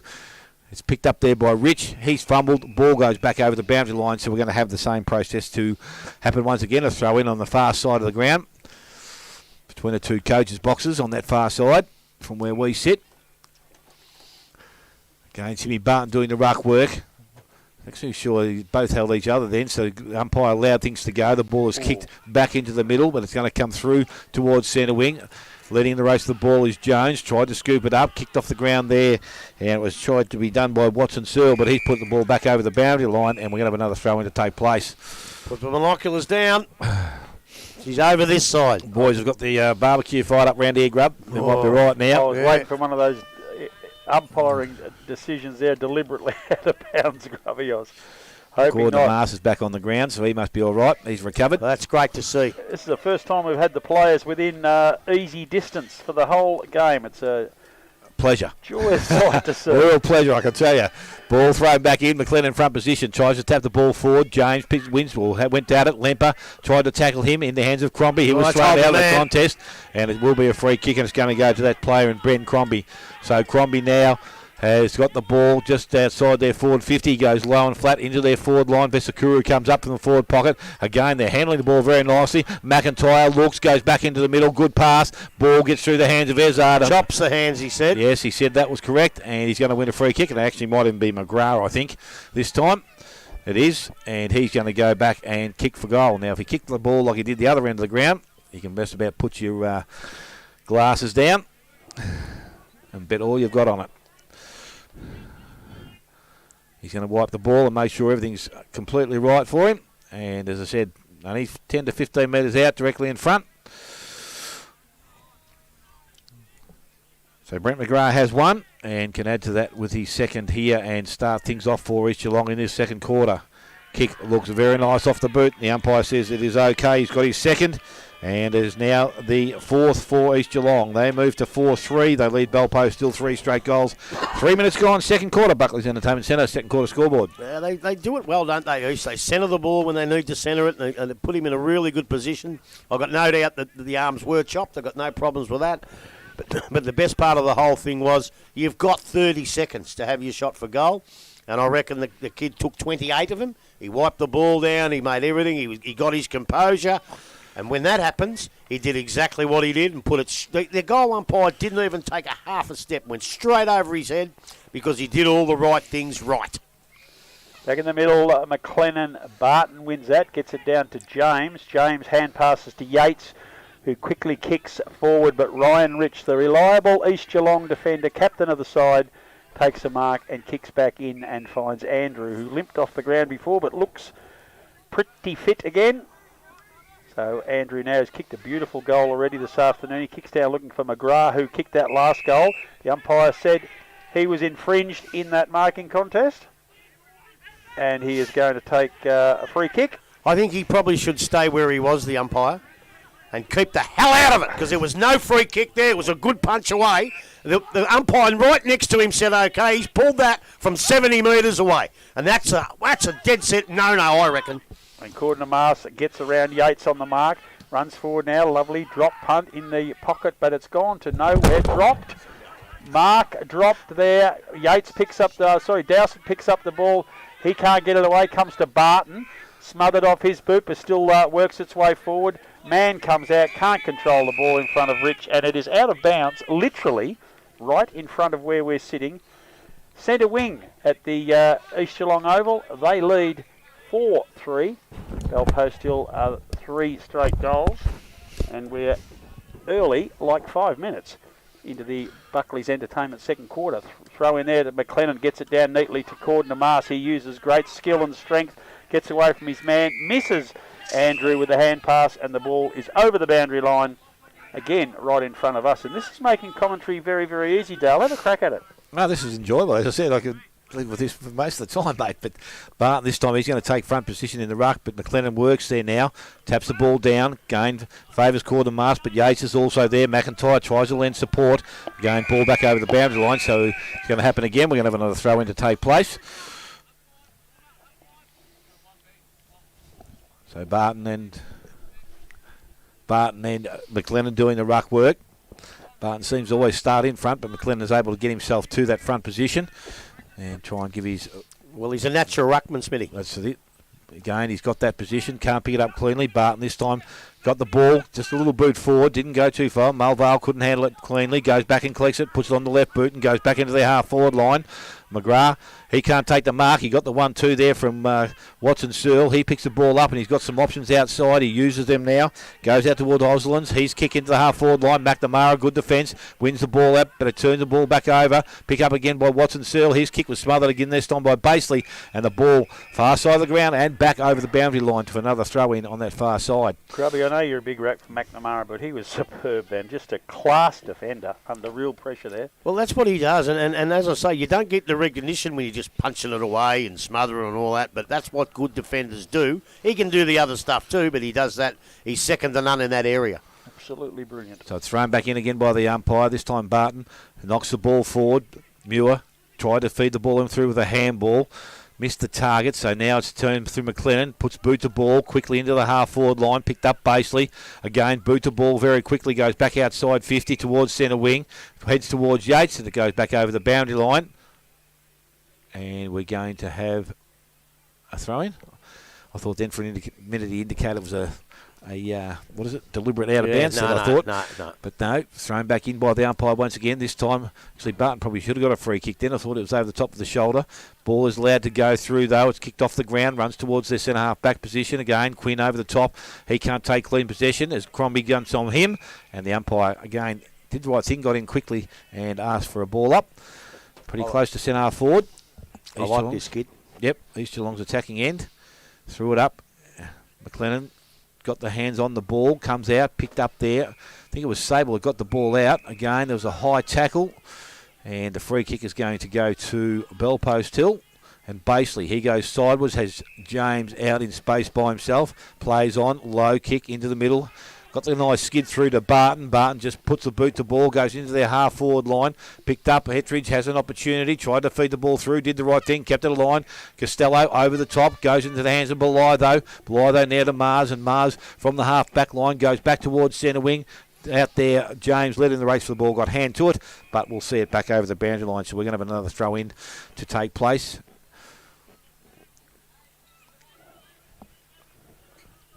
Again, we're just... Players looking to go to that far side of the ground here. Barton, a little bit of force again, tries to get to the contest. Jumps on top of the ball. Now, how's the umpire seeing this one? He says he is in trouble. And free kick is going to go East Geelong's way. So it's going to go to Gordon Mars. So he's going to be the one that's going to be the recipient of the free kick. So he's just looking at some options. Let's hope they look to transfer play. It's not going to happen. He's going to go straight down the line towards their half-forward line. Yates positioned nicely. Good clean hands. Comes up and takes the mark. So Yates now, he's got a short option. He used it. Baseley.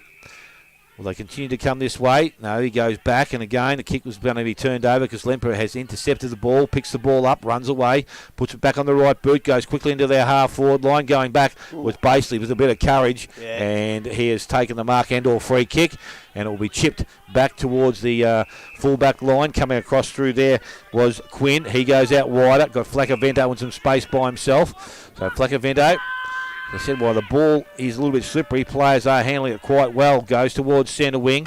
Mark is not taken out there. Good spoil from behind by Belitho, and the boundary line will win out. We're going to have another throw-in to take place. So as we tick over 10 minutes, it is East Geelong on 4-3. They lead Bellpost Hill on that 3 goals as they were at quarter time. So we're waiting on the umpire again. We've got the play on our side of the ground. Players have come to life, quite easy to see over here now. So it's Mann is in the ruck with McLennan. McLennan gets to the front, can't quite control it. Yates uses his strength to come through for Bellpost Hill. Kicks the ball forward, lands on the top of the pack, coming through is young King. He can't control the ball. Belitho is tackled immediately, dragged to the ground, and will certainly have a ball up. On the half-forward flank, Bellpost Hill on attack now. They're 9 points behind. We're just coming up to 11 minutes into the Buckley's Entertainment second quarter in this really interesting game in far from ideal conditions, but the skill level's quite good considering. McLennan lays it down for Corden and Mars, but coming through is James. Uses his skill, gets around, hand passes inboard to Sable. Sable kicks down the line looking for Ettridge. Over the back of the pack, Costello comes through. Alistair Mars quickly kicks it forward to McLennan. The umpires said play on as he tried to mark. He's got it back again. Hand pass across to young King, who's done a very good job to another teenager, Mulville. He kicks down the line looking for Watson Searle. Flacavento did a very, very good job. Gets it across to Baseley. He kicks, hand passes forward. Watson Searle got it. He's pushed in the back, I believe. The umpire agrees with me, and there'll be a free kick. Centre wing, and the key forward for the East Geelong side, Jake Watson Searle's got it. On the left foot quickly, looking for Izard over the back of the pack. Vesicura can't control the ball. It's McGrath trying to get hold of it. Crombie's battling in there, but desperate defence from Bellpost Hill. Vesicura again grabs it. He's tackled, and we're going to have a ball up. It's only 2 or 3 metres in from the boundary line. East Geelong in attack now, holding a 9-point lead at the 12-minute mark of Buckley's Entertainment second quarter. Mann uses his body well, gets it across to James. He kicks it along the ground. It's coming forward, running out first there. Try to get the ball is Page. He can't control it. Corden Mars gets a neat little hand pass out to a teammate. He kicks it down the line, but coming across to take a relieving mark is Flacavento. Kicks it back into the middle of the ground and finds Caleb Baseley. Here's a running teammate a bit further across. That is McNamara, who we spoke about before. A star defender for this champion Bellpost Hill team. Kicks down the line. Baseley's made position down there. Can't quite hold the mark. Coming through there is Quinn. He tries to get away. Can't. East Geelong pick up the ball there. Tackled immediately. Players going in hard. But the ball keeps coming out, so the umpire keeps letting it roll. Still going again. Out the back of the pack again. Quick hand pass inside to Andrew. He goes back to Lemper, kicks down the line, but coming out to take a relieving mark again is McNamara. That kick misses the target, but it's Bellpost Hill have got extra numbers there. And it is Harmer who kicks the centre half forward. Ryan Lynch has just touched it. Mann picks up the crumb, gets it to Costello. Neat little hand pass by Costello across to a teammate there in Page. And that is a very, very important goal to the Panthers. They're 4th for the afternoon. Keeps them in touch, 4 straight. East Geelong are 4-3. That is 13 and a half minutes into the Buckley's Entertainment second quarter. Well, it was a real handy goal because they just, both sides are playing good footy. It's so hard to kick goals. So when you get out like that, a Costello handball was brilliant. But I saw a little bit of play down here. I saw Dylan Whitney do it last week too a couple of times. He actually stops, props, and then sort of falls, and they fall right into the middle of his back. But Ryan Rich has been around too long. He took the body, and then he stood up. And I think Dylan Whitney looked up and said, where is he? He's supposed to be in the middle of me back here. But Ryan Rich, just too smart for that. Real good footy. And it's a very entertaining game. Scrappy, but entertaining with the conditions. So back in the middle we go once again. Ball is thrown in the air. Barton doing the ruck work. I think he may have got the ball down that time. Picked up Harmer, got the handball away. Went back and got it once again. Didn't travel too far because McIntyre's picked the ball up, puts boot to ball, goes back towards Crombie. He sits over the top of it, got the handball out. Running player is Andrew. Andrew just kicks the ball off the ground, kept the ball moving. Basely's going to do the same. He kicks the ball out towards centre wing. Leading the race for the ball is Andrews of Bellpost Hill. Went back, collected the ball, got a little bit of time now. Looks up, goes towards centre wing. Ball didn't get through the contest. McIntyre over the top of the ball. Again, the ball now sits there with Staggers there. Picked up out there, and it's handball by Jones. Jones goes further to Quinn. He runs over the boundary line, so we're going to have another throw-in to take place on the centre wing far side. Well, you know my view on kicking off the ground. I don't like it because it's only 50-50 where the ball goes. But in wet conditions, you need to. But that kick off the ground was to advantage because he saw where the young fellow Andrews was. So the ball from the ruck contest heads back towards the boundary line once again, and this time it's Andrew of East Geelong. He takes the ball but is over the boundary line once again, and we're going to have a throw-in again. And just same as position. a continuation is that the East Geelong boy just kicked it off the ground anywhere, and it went to Bellpost Hill. So you can do it, but do it smart. So ball thrown back in again. Both ruckmen go at it. Picked up by McIntyre. His kick goes to the half-forward line, and Basely in space again has taken the mark and will look to use the ball back towards that far side of the ground. Goes towards his teammate, but unfortunately Andrew steps in for East Geelong. Called the play on now by the umpire. Stopped, propped, went back to the half-forward line. Mark not taken out there. Taken a little bit high, says the umpire. Free kick's going to go to McGrath. So McGrath well positioned there. And I think just outside range with this little bit of heavy ball. He's going to steady himself down now. I think he's going to have a shot at goal. Well, he has to now because all the avenues have been closed up. So he's got some options there. Oslands went short. Now he's got someone to the pocket. Vesakuru is the lead-up player. Had one hand on it but couldn't finish the job. Goes towards Barton. He picks the ball up. Handballs off to Costello. Costello back towards centre wing. Forwards come up. Ball gets out the back. Runs free. Rich leads in the race for the ball.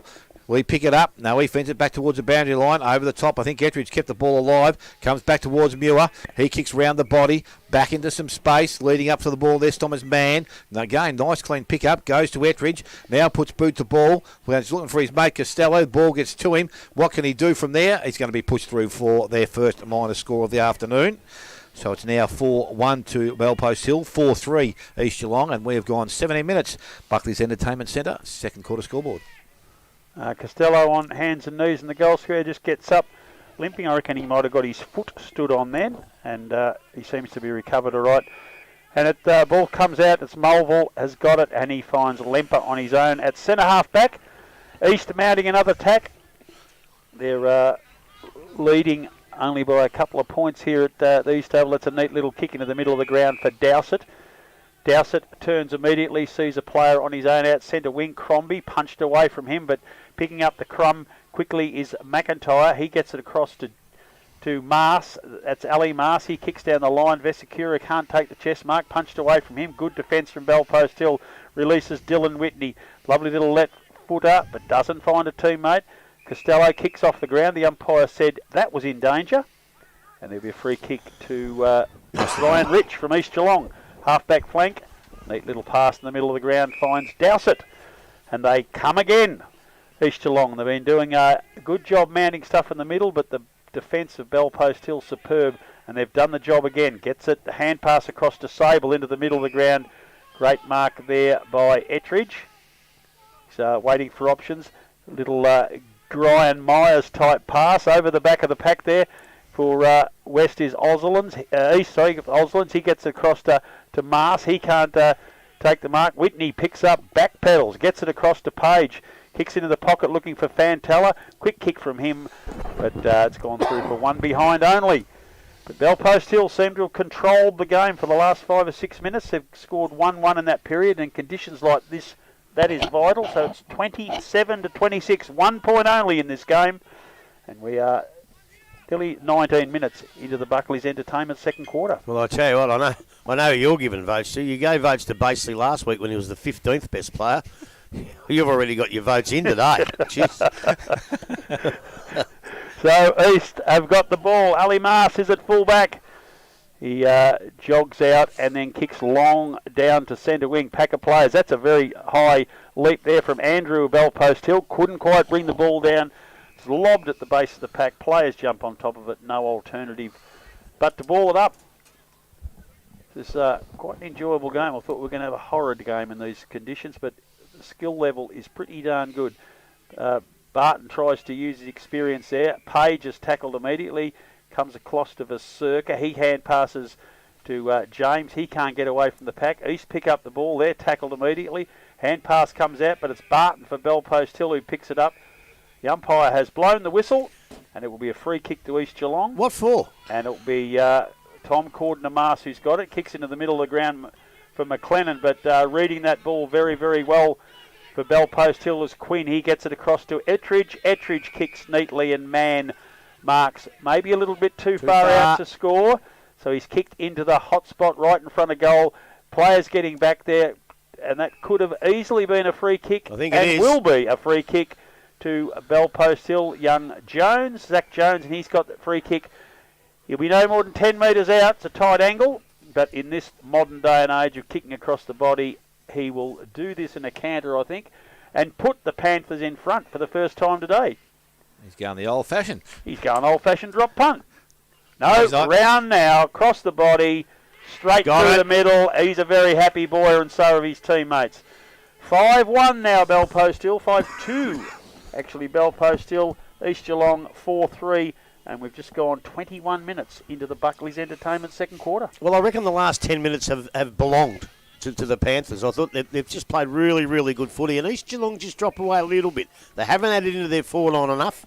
And when Bellpost Hill, they've scrambled it in, they've kicked it off their ground, they've done all the hard work, and they get a free kick, which was there, and a lovely kick by Zane Jones. As opposed to his brother Zach. Who isn't playing, who I don't think he has one. Plays anyway. for St Kilda. Oh, does he? That one, yeah. That might have been the reason. His other bloke's down playing at Port Arthur, didn't he? Yeah. And I hate, big brother Nathan, yeah. And normally I hate correcting people, but I just thought I would. Just held it over. Ball back in the middle we go. This time Barton again gets tap on the ball, goes towards Cordner-Mars. Again, kicked off the ground there. Kept alive by Whitney. Whitney to the half-forward line, goes towards Costello. He went over the top of the ball, tackled by Mars, I think it was, and brought to ground. Umpire in and will take possession. They've got a lot of young players, East, and Bellpost had a lot of experienced players. They know it could be kicked off the ground, so they play in front. So the ball is thrown in by the umpire. McClellan takes the ball out of the ruck contest, goes to Andrew by hand, now into the hands of Dowsett. It was a lucky kick, but it went straight to him. Ball goes further forward now, goes towards McGrath. Good hands. Good use of the body too. That's great. Body, no hands there. No, good body. He's been real good. He's been good last week. Time we saw him play, and he's good this week. Ball goes into their forward line, coming across. Baseley and Vesakuru both tack the ball hard over the boundary line once again, and out of bounds to be thrown back in. So good stuff. Tough play. Said credit's got to be given to all players. They're handling the ball extremely well out there in the conditions. Ruck contest. McClellan takes the ball out of the ruck contest. Got the handball away only as far as Yates. Yates goes towards centre wing. Ford is up the ground. He's running the ball back towards the boundary line, and he will allow it to go over. And we're going to have another throw-in to take place on the far side. I'm just not sure of the necessity of Will Ford going too far up. I don't mind him coming up to half-forward wing, but at some stage he's on the half-back flank. I'm not quite sure that's helping the side out that much. So thrown back in quickly again by the umpire. Barton again, ruck contest, wins it, goes to Muir.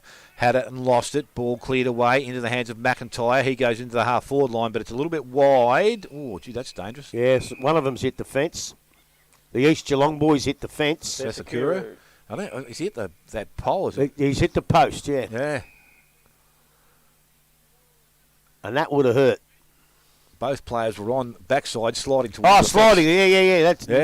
He wasn't pushed into it or anything like that. It was just sliding, and one bloke went one side of the post, and Vesakuru didn't miss it. I reckon he'll be all right. He's as tough as old boots. So he's a tough bugger. Don't worry about that. I'll tell you what. He will be in genuine pain. He might have a corky. Oh, no, his ankle or leg or something, is it? No, it looks like to me he's holding his knackers. I know, it's cold. Well, I got the binoculars on it. I hope he hasn't done that. Oh, both sides. Oh, no, I hope he hasn't done that, the poor bugger. Oh. You shouldn't laugh, should you? No. It's funny in cricket. The bloke gets hit there and they all laugh, and guess what? It ain't funny. It used to be the old days with those diamond shops cut in them, but Yeah. Well, he's up. Yeah. And he's limping, so he's not walking. It is his leg. Oh, that's all right. Just have a quick chance to go around the grounds while Grubby. We've still got the score. Corio leading Werribee by 1 point. Inverleigh leading Belmont by 1 point. I think that's blocked. West 4-6-30, Geelong, North Geelong 2 goals. I reckon that's also... What's the score at Werribee? I don't know. You have to ring one of your mates. 1 point to nothing. Oh, well, that's not the score, then. No, and Bannockburn 6-8, Anarchy 1-2. That's the best we can do, but I think the system might be He's going straight off the ground there, a little he? bit hazy. Yeah, So he's that done. means he can't come No, back he's on. done and dusted. So, yeah, that's... I know we sat there and laughed, but now it's not so serious. No, it's not. Well, we don't know until it happens, but there's something wrong with him for sure, the poor absolutely. fella. So the ball now goes into the half-forward line, and again, it's gone back over the boundary line. Umpire says there's going to be a throw-in to take place right in front of the club rooms out there.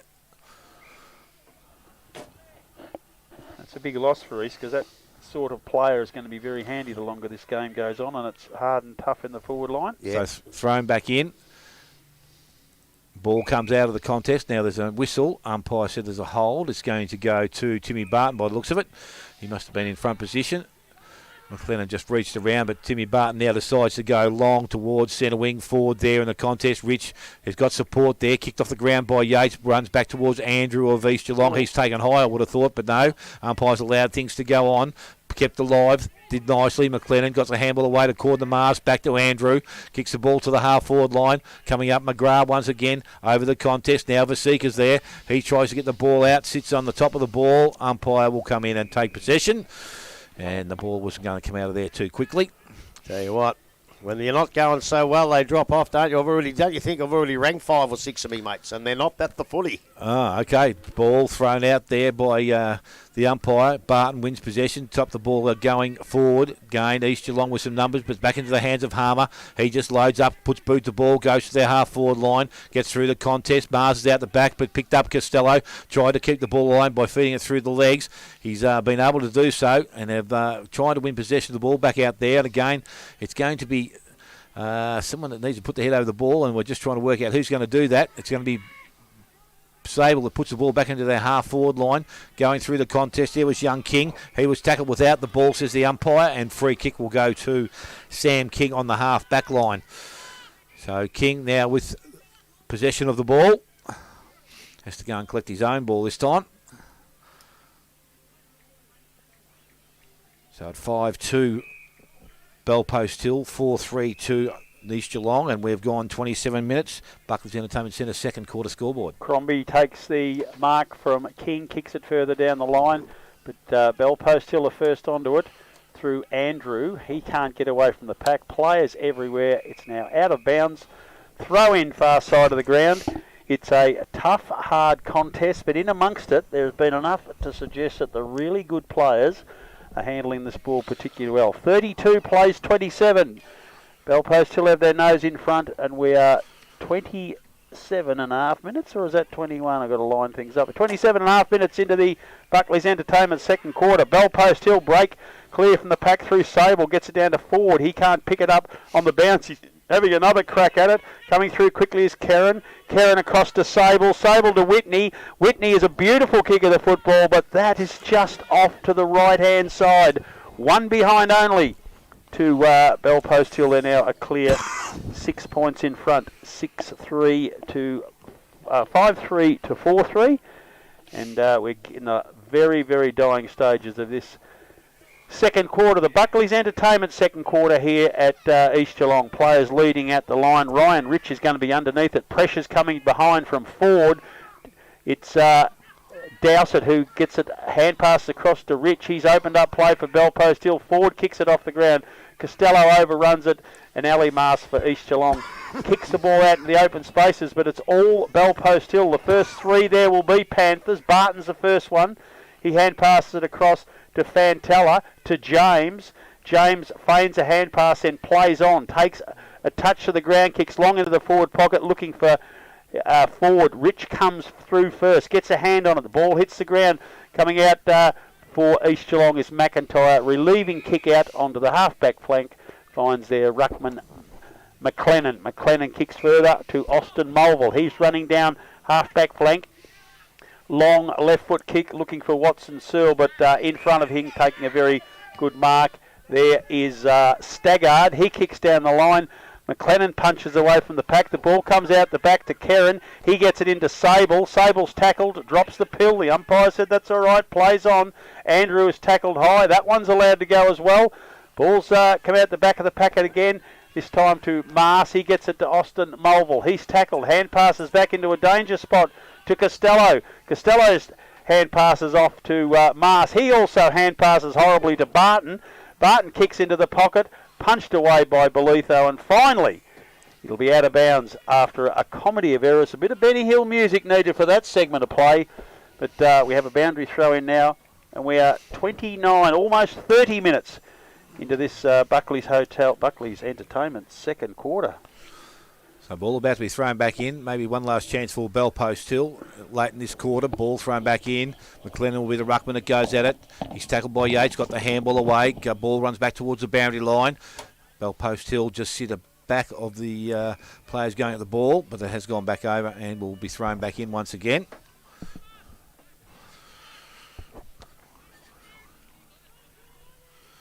So it's waiting again for the ball to be thrown back in by the umpire. Ball out of the contest, picked up, quick kick back towards goal. It's going to be accurate. Yes, it will. And the goal has been scored by Sable, I think it was. And he has kicked the first for himself this afternoon. And it's Bell Post Hill, they're 6-3. They lead East Geelong on 4-3. And we have gone almost 31 minutes. Buckley's Entertainment Centre, second quarter scoreboard. Well, they've had the ball for the last 20 minutes, Bell Post Hill, and they're playing the best footy they can play, I reckon. They're doing everything right in the terrible, or not terrible, but poor conditions. They're kicking it to each other. That was a great kick for goal by Sable. But this is good for East Geelong because now they've got some pressure on them. They've got to show us and show themselves and show everyone here that they are a good side. And we know they are, and I know they'll come back. Corio 25, Werribee 21. You're all over that one. Yeah, finally.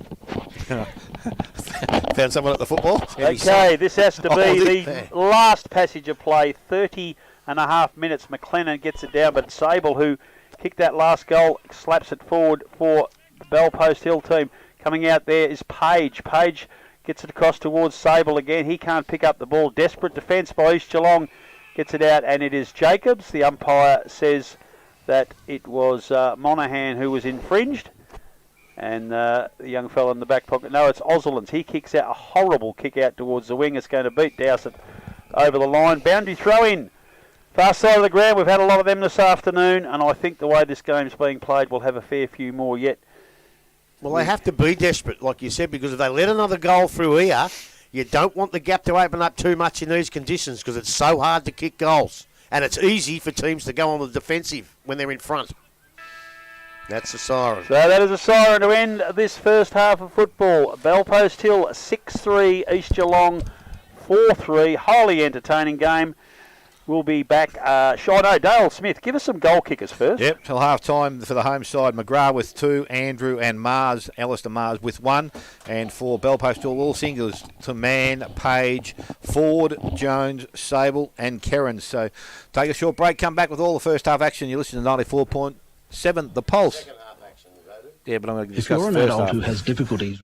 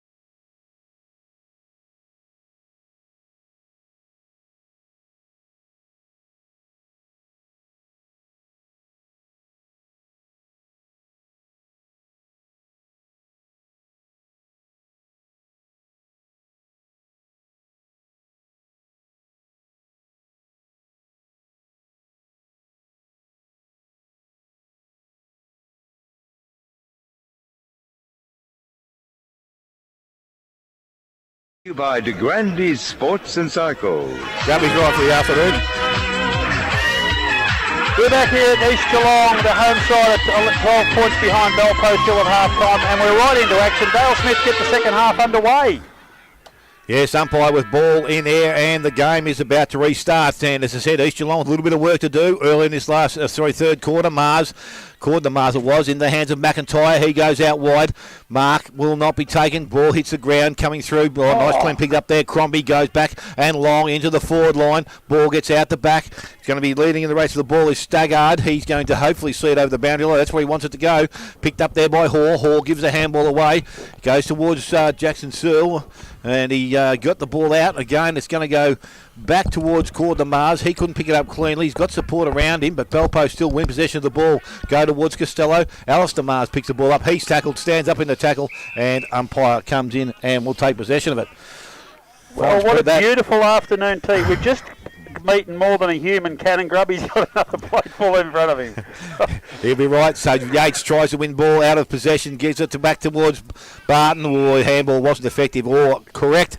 Umpire says that is dropping the ball. Free kick going to East Geelong, and Lemper is going to be the recipient. So Lemper now will need to get things moving here for East Geelong. He goes long and straight into the forward line. Coming out, Ezard couldn't take the mark. Ball at ground level, picked up there by Yates. Tries to come out the back, gave the ball towards McNamara. He got the handball further afield.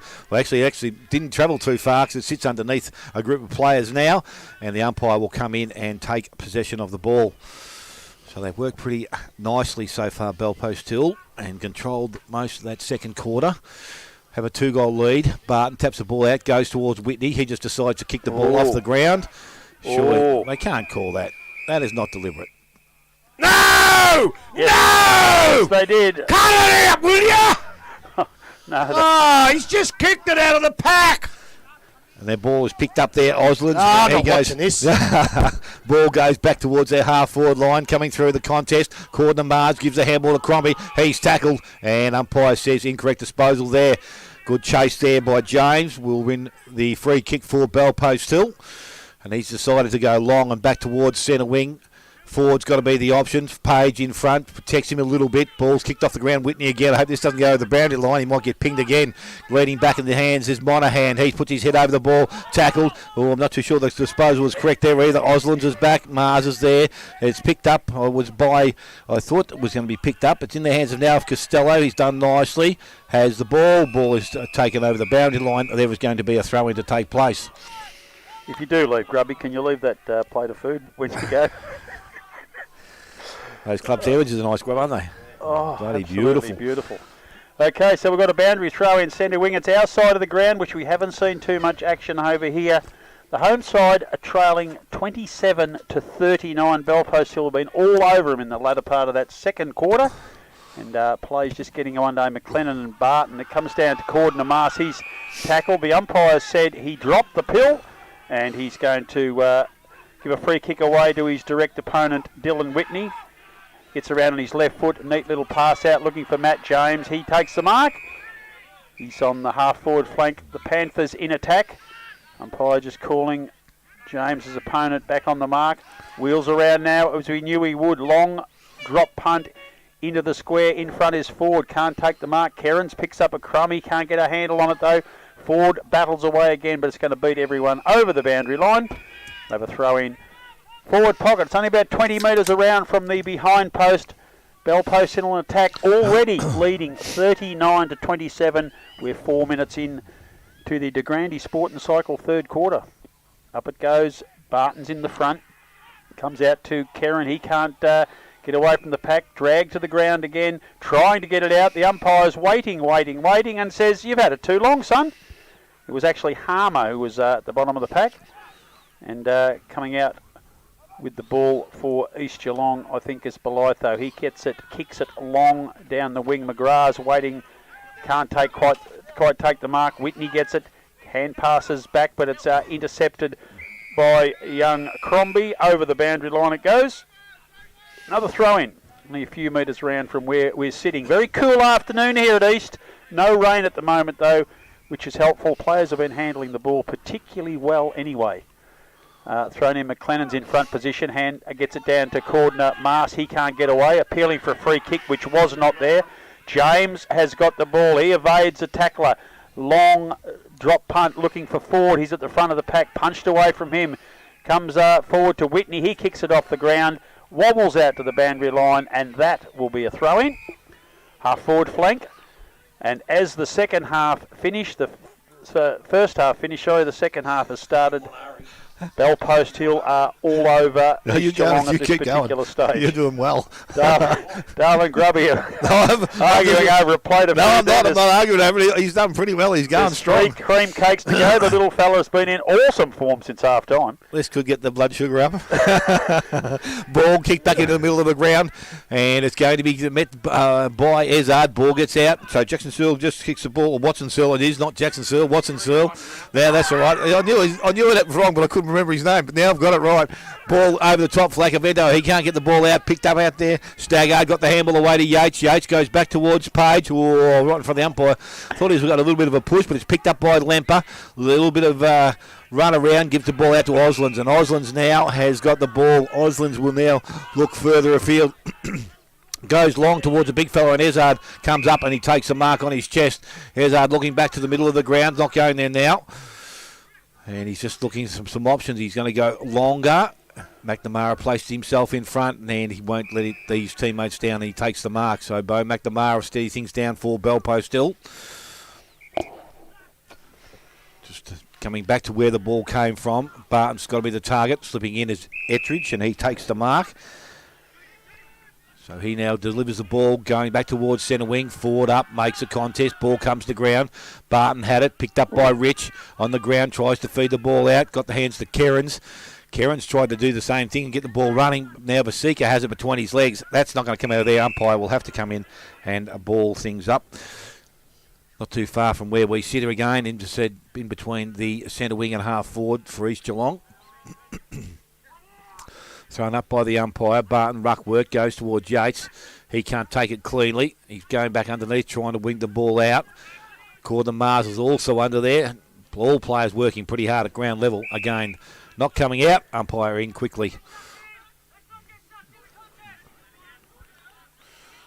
So we've got the ball here. Barton and McLennan again. McLennan lays it down for McIntyre. He's trying to pick up the ball. Can't. It's Harmer who push it out towards a teammate there in Sable. He gets a quick kick forward, and coming out to take the mark is Page. Page has a loose man, far side of the ground as Muir kicks it over his head. East defenders, there's plenty of them. It's Alistair Mars who gets it, hand passes across to Austin Mulville. That lovely left foot pass of his down the line, just short of Dowsett, beats him over the boundary line. Centre wing far side, we have a throw in. The world record for a secondary afternoon tea has been run and won, and Grubby Cations has consumed 17 pieces of food by the 8-minute mark of the third quarter, and that is a superb effort. Well done, young man. He says at least his missus won't have to cook for him tonight. Yeah, Mrs. Cations, don't worry about turning the oven on this evening. What a performance. Anyway, we've taken our mind off the footy. Tim McLennan has the ball for East Geelong on the centre wing. He's about to kick his team forward. It's a nice kick. McGrath can't take the mark at the front of the pack. Players are looking for options. It is Bell Post Hill who kicked the ball forward through Andrew. That seemed to be a mark. The umpire must have been touched, and Bell Post Hill have been penalised for holding the ball. I think that was big Tim Barton, is it? And he has given the free kick away to young Austin Mulville. On the left footer now kicks it towards true centre half forward. Players coming out, punched away by McNamara. Luxor Fortune lands with Whitney. Hand pass away quickly, but East have got the ball back through Lemper. He evades a couple of tackles. Hand passes back in open spaces, but it's not open because McNamara's there for Bell Post Hill. He kicks it quickly. Harmer's got the ball now. Hand passes inside. It is volleyball at the moment. No one can get a handle on this ball at all. It's bouncing around from hand to hand. Finally, a tackled player is dragged to the ground, and we'll have a ball up just on the corner of the centre square. East Geelong slightly in attack. 2 goals in arrears, and we are 9.5 minutes into the Buckley's Entertainment. No, it's the De Grande Sport and Cycle third quarter, sorry.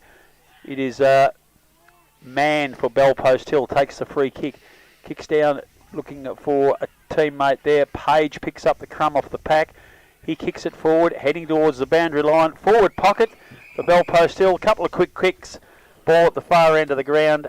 And it's Bellpost Hill now into attack, trying to add to their 12-point lead. This has been nowhere near as good a footy this quarter as the first half. Conditions have dried out somewhat. There's no rain.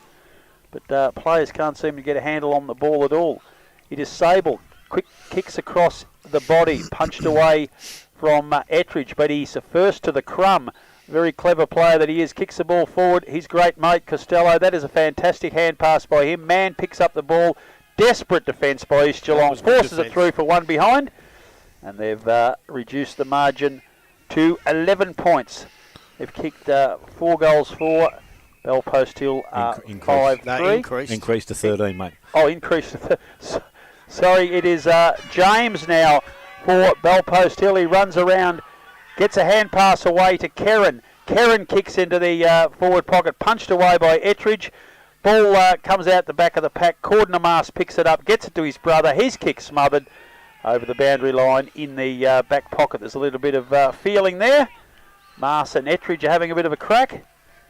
Looks and like the umpires come in, soothe things down. We'll have a boundary throw in.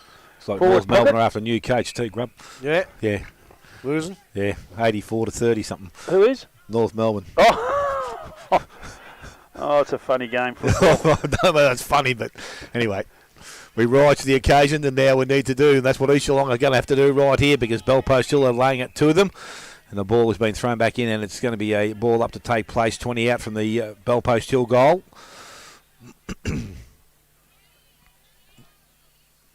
So umpire with the ball, throws it up. McClellan doing the ruck work. I'm not too sure. Come over the top. May have been man. Ball is kicked back toward the boundary line. That can be dangerous because that's gone straight to the boundary line.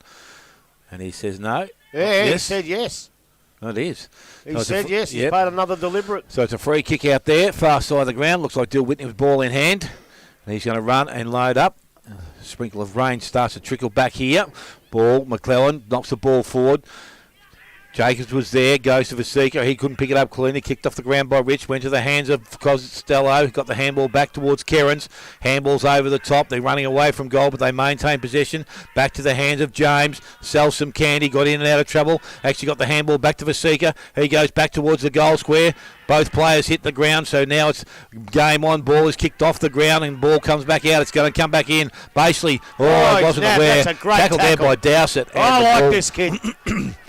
And the free kick will go to Dowsett. So Dowsett now delivers the ball back towards centre wing. In front, McGrath. Ball gets out the back into the hands there of Watson Searle. And he goes quickly into the half-forward line. Coming out, Lemper. He takes the ball. Needed to get the handball away, but it did. Only as far as the opposition. In the hands of James. In and out of trouble again. He needs to get boot to ball and does so. Goes towards Bashley. Ball bounces. Gets through the contest. Coming up to meet the ball. It's picked up nicely by Page. Handballs across to Harmer. Harmer puts boot to ball. Goes back towards the goal square. Ball gets out of the contest, goes back towards Whitney, where he was looking for a little handball from Page. He gave it, but it didn't get to him.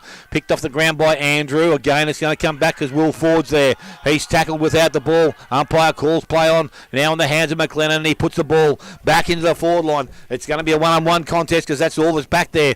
Watson Searle's out the back if they can kick the ball up, but McNamara's making him work pretty hard. Ball with the hands of Hoare. He can't get it out cleanly. They've held things up nicely, Bellpost Hill, and they will have a ball up to take place. He just made sure, McNamara, that they just didn't get it out then too. Superb defender that he is. And we've got McLennan and Man. McLennan gets it down to Lemper, but knocked out of his hands. Bellpost Hill have been superb this quarter without great skill height, but they're just desperate to win the ball. McNamara gets it back. Sable, neat hand pass out to Muir. He can't get away from the pack. It's hands on down the bottom of a pack there. No one can get it out. It's come out now to James. He evades tackles. He'll love the ball this afternoon, Matt James. And another long, wobbly-looking punt kick goes forward, punched away by Belitho over the boundary line.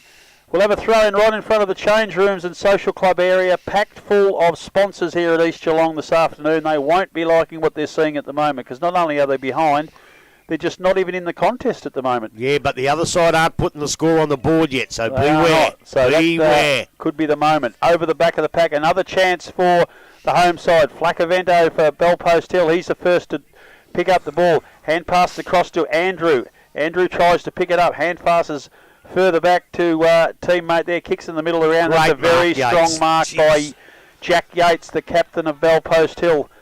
So looking for some options running past. Play on now. Kicks it down to centre wing near the boundary line. Ford comes out. Can't trap the ball. We'll have yet another boundary throw in far side of the ground. We are 15 minutes in to the De Grande Sport and Cycle third quarter. Home side 13 points behind.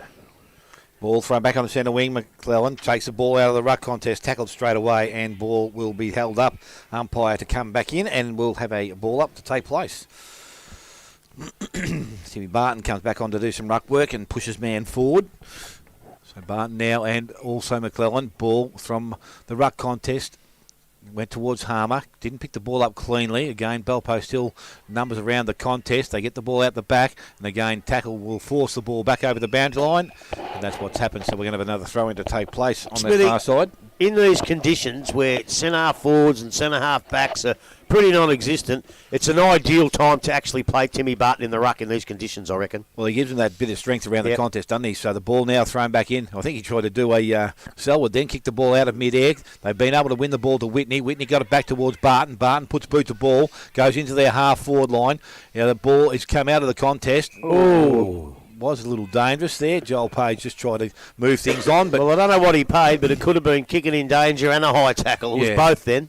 So the ball is going to be a free kick, and it's going to come from the East Geelong defence and go back towards the centre wing. Out the back, young Vasika, he picks the ball up and he kicks the ball over the boundary line, out of bounds on the full. We're going to have a throw-in on that. Free kick is going to go to East Geelong. And it looks like out there it's going to be McIntyre. So he looks to deliver the ball in. He's been called to play on now by the umpire. Evades the player on the mark. Ball goes towards their half-forward line, basically. He turns the ball back towards the centre wing. And mark is required. It wasn't there. Picked up again. Kick forward there by Yates. And he goes back towards forward. He's got to the contest. He just can't make him stick. Jacobs is tackled. Ball was held up. And the umpire will come in and take possession. We'll have a ball up to take place. Now, I couldn't speak with my mouth full before, but I do like to congratulate East Geelong on a fantastic afternoon tea spread. I got some sausages coming from these drunk blokes up here. So, ball into the half-forward line. Forward it was. It couldn't get out of the contest. Tackle made again. Its ball's not coming out. Oh, he's going to say he was held up. And it's going to be a free kick going to Bellpost Hill. Timmy Barton, the recipient. So Barton now will don't hold your hands out, son. No, go up long. He's going to go long and to the pocket. Mark not taken out there. Ball gets through the legs of a couple of players, but it's cleared away there by Belay, though. He gets the ball back outside. Dowsett's in front, didn't take the mark. McIntyre there to support. Handball out to Mulville. He goes back on his left foot, then gave the handball back to McIntyre to Cordner Mars. He looks up and goes short. Mark will be taken out there by Hoare. So Hoare now just called the player, or hold up a little bit. Nothing further afield. He goes short. McGrath's going to be the target. Good spoil from behind there by Andrews.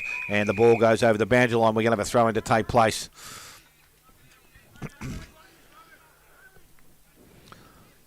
The afternoon tea was very good, Grubby. Did you enjoy the first one or the second one better? Both. Equal. The parley pies were a bit colder the second time, you said. Absolutely tremendous. So East Geelong never lets you down, I can promise you that. Breast of chicken sandwich. Christine O'Leary, she's the best in the business. Ball thrown back in by the umpire. Barton was waiting for the ball to come out the back, but it's James who reads it nicely.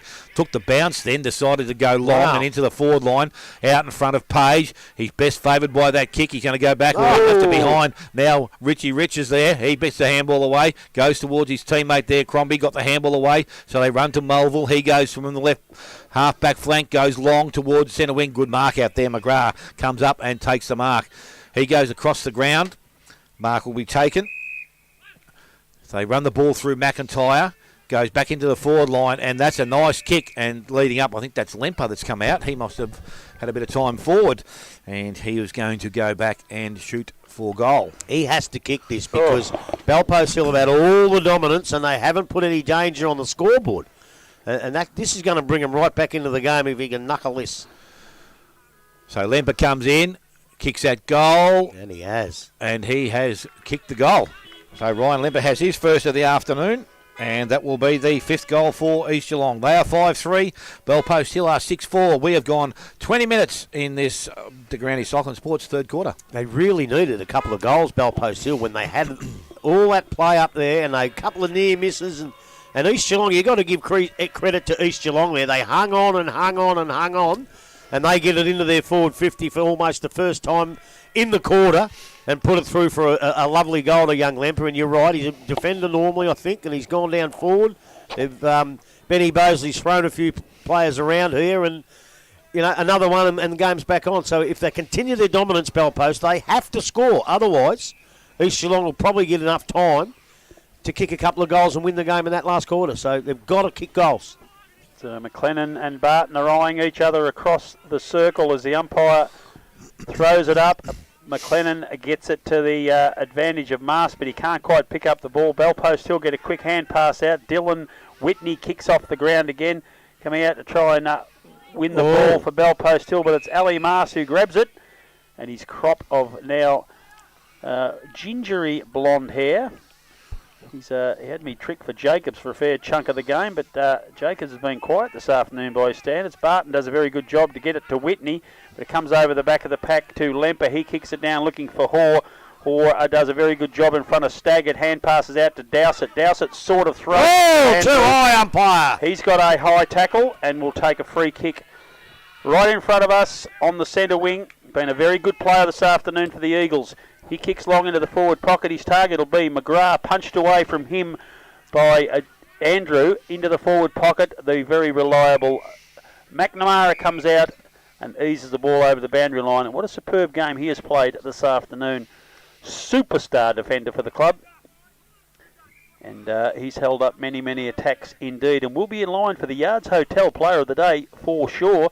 The ball is thrown in. It is McGrath who wins the tap out in front of Barton. McLennan's stayed a kick back behind the play, as he's wont to do, with great success for his club in trampolining it straight back in if Bellpost Hill can get it out. They're desperate to do so, but East Geelong really want another follow-up goal quick to stay in this contest. Barton wins that one quite comfortably. Comes down to Mulville. He hand passes cleverly across to Lemper. Lemper's kick is immediately smothered. He picks up the crumb himself. He's grabbed immediately, not going anywhere. The umpire comes in and says, "Let me have that, gentlemen." I will throw it up. Half-forward flank, East Geelong in attack. 7 points in arrears. We're 22 and a half minutes into the De Grande Sport and Cycle third quarter. Up the ball goes Barton. Double fists it down, but it's Cordner Mars who picks up for East. Kicks forward pretty quick. Crumbs are picked up by East. Cordner Mars has followed up. Had a snap at goal, but he's short to the right-hand side. Another minor score only. They go to 5-4. Bellpost Hill 6-4. One neat goal behind. They've kicked it out of the back pocket. And Barton, who's been a very, very good player again today, takes a mark in the back pocket for Bellpost Hill. The big fella, that's a very ordinary kick. Gets it down line. It's very near the boundary line. Richie Rich does a very good job. Gets it over the line for a throw-in to keep the ball at East forward line. Desperately trying to get the ball forward, but Bellpost Hill have been up to the defensive task so far. So we're waiting for the throw-in now. Barton in front. McLennan's back in the ruck work there. Young Mulville does a very good job to get it to McLennan. He quickly kicks it to that hot spot in front of goals over the back of the pack. It's Bellpost Hill in major numbers there. Can't quite get a handle on it. Ball goes to the line, pushed back into play by East very cleverly to give themselves a chance of a goal instead of a behind. Players jump all over it. Over the boundary line it goes. The field umpire comes in. He's going to ball it up just a couple of metres inside the line, only 10 metres round from the behind post. East in a check. Barton can't get a handle on it, but it's McNamara who's first there. He's tackled and dragged over the line. Another boundary throw in, forward pocket. East in attack and desperate for a goal to stay in this contest. 34 plays 40. 24 and a half minutes into the quarter. Little bit of breeze picking up now. I'll get Grubby to find out which direction it's blowing in. Barton gets it across to Sable. That's Dowsett who gets it across to Crombie. Crombie has a quick snap at the hot spot. Watson Searles underneath it, but double teamed by Bell Post Hill, and McNamara takes the mark in the back pocket for the Panthers. Kicks down the line looking for his captain who doesn't let him down. Jack Yates takes a strong mark on the half-back flank. He kicks it a little bit further down the line. Sable has followed up and made space. Sable kicks poorly into Page. He can't pick it up on the half volley. It's Corden Mars who picks up the ball. Hand pass to Oslands. He gets it out to Lemper. Lemper runs around his opponent, kicks into the hot spot in the forward line. Watson Searle waiting underneath it, has two grabs at it, and he will take a shot for goal directly in front, 25 metres out. This will bring scores dead level if he's successful. 25 and a half minutes into the De Grande Sport and Cycle third quarter. This game is even up. East have really dominated the last few minutes, but unlike Bell Post Hill, who had it and couldn't score early, this could be their second goal in the space of a short period of time, but he's missed it. Shocker. It's across to the right-hand side. Fella that's kicked more than 30 goals for the season. That was a really disappointing kick, considering the kicking for goal today has been outstanding. That was poor. And the magnitude of the kick of the time of the game. Very, very costly. It's magnitude, right? Yeah, it's very good. It's one letter longer than galvanising. Matty James has it, and another long, raking drop punt kick down the line. Ford comes out, can't get a handle on it. Dylan Whitney typically quickly with the left foot. Intercepted there by a couple of East defenders. They can't get away though. Desperate defence there by Bell Post Hill. Young Zach Smith, Sam King, sorry, for East Geelong has won himself a free kick. King kicks it back, and Ali marks for East Geelong. His neat little kick to Lemper, but he misses him, and it goes to Fantella. Opens up space for Costello. You don't want him having too much space. It's kicked off the ground again by Fantella. Ali Mars is first there. Gets it back across to King. His little left foot kick. Oh, he leaves the pressure. Helmore misses a target. King follows up again. Umpire's blown the whistle, and he has been rewarded with a high tackle. And young Sam King, who's played pretty well this afternoon, a neat little pass in the middle of the ground looking for McLennan. Barton ran straight past him and took the chest mark. And he'll drive the Panthers back into attack now. Long kick. It's going to land right at the top of the square. Ford and others up, but Ali Mars is first there for Bell Post Hill. Quick kick out of the pack by Ettridge, but through for one behind only. That takes the score to 41 v 35. And we're getting towards the end of the quarter. 27 and a half minutes gone in the the De Grande Sport and Cycle third quarter. Whew, what a game of footy. Yes, with Mars now kicking out from the full-back position. The good thing about it, he's going to come to our side of the ground. So we're going to get a good look at it now. Goes up. McLennan didn't go to the contest. Ball gets out the back. It's going to be on the ground. Is Sable. Tries to get the ball out, or he's actually done it. He's trying to get the ball out, but players over the top. Umpire said no prior opportunity, and he's going to be handing the ball back to the umpire. So we'll have a ball up. Again, both ruckmen there at the contest. Neither of them go at it. Picked up out of the contest, and again it's kicked back forward by Sable. Goes back looking towards the half-forward line. Ball runs towards the boundary line and over. And seeing it over was Helmore. So may have called him a couple of times Blythe. They were during the course of the game. Oh, no, that's not like you. No, I wouldn't think so, Grub. That's what I thought. That's just like calling Matty James McNamara. He must have just called him a bad player then for the day. Anyway, siren has sounded here to end the third quarter, and at three-quarter time it is 5-5 East Geelong. They trail Bell Post Hill on 6-5. Bell Post Hill on 6-5. Goal kickers to this stage of the game. We have two to McGrath, one is to Andrew Mars, and that's Alistair and Lemper. And for the Bell Post Hill side, all singles, Mann, Page, Ford, Jones, Sable and Kerrins. Take a short break, come back, all the final quarter action here from East Geelong. And you listen to 94.7 The Pulse, your home of local footy.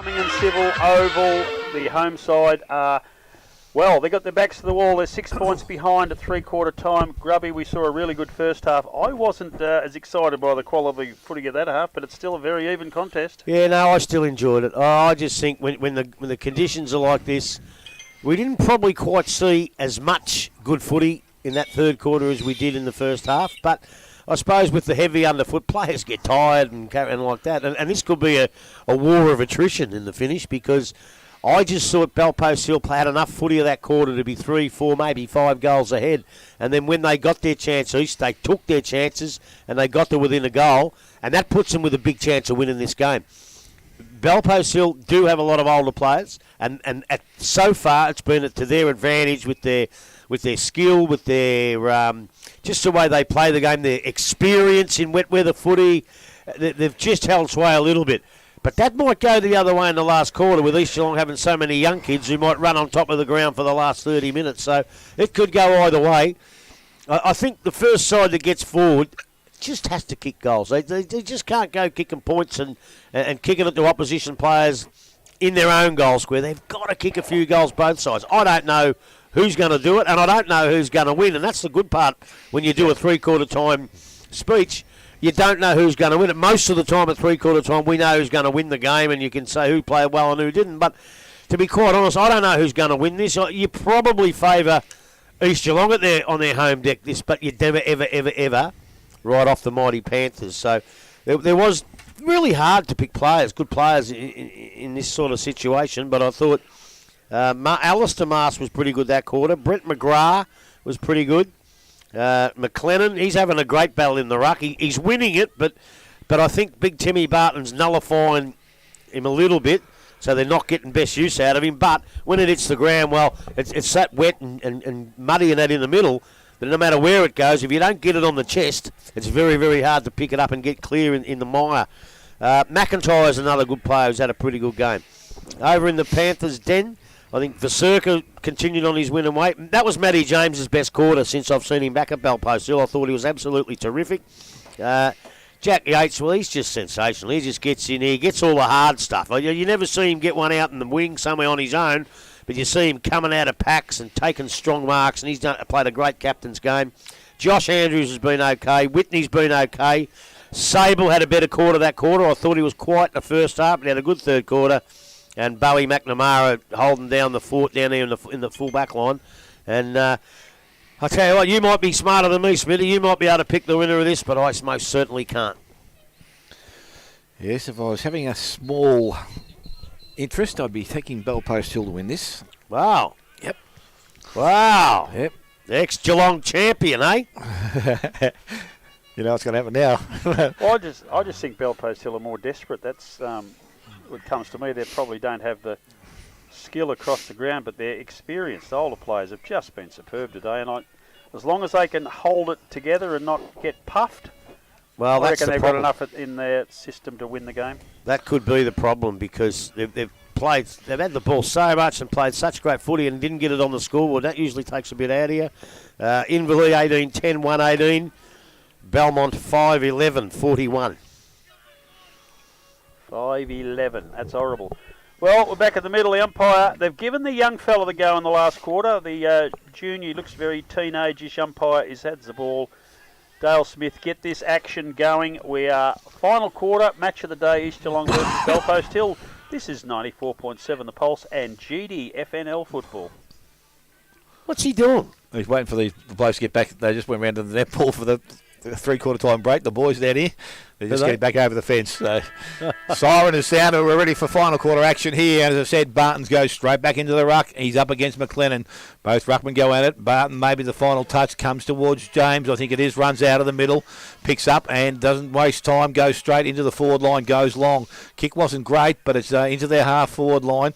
Ball fiddles around now, picked up by Mann. He goes back towards goal, and Alistair Mars right on the line has touched it, and it's through for a minor score. So Belpost Hill now to 6-6, and East Geelong 5-5. So, as we said, a little bit of work to be doing for the East Geelong side. Belpost Hill have just got to hold what they've been doing and continue for the final quarter. Ball goes out long.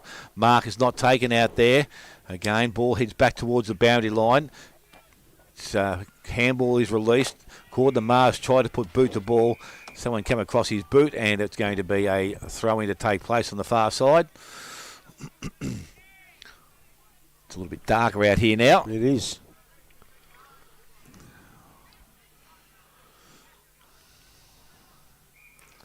So umpire with the ball.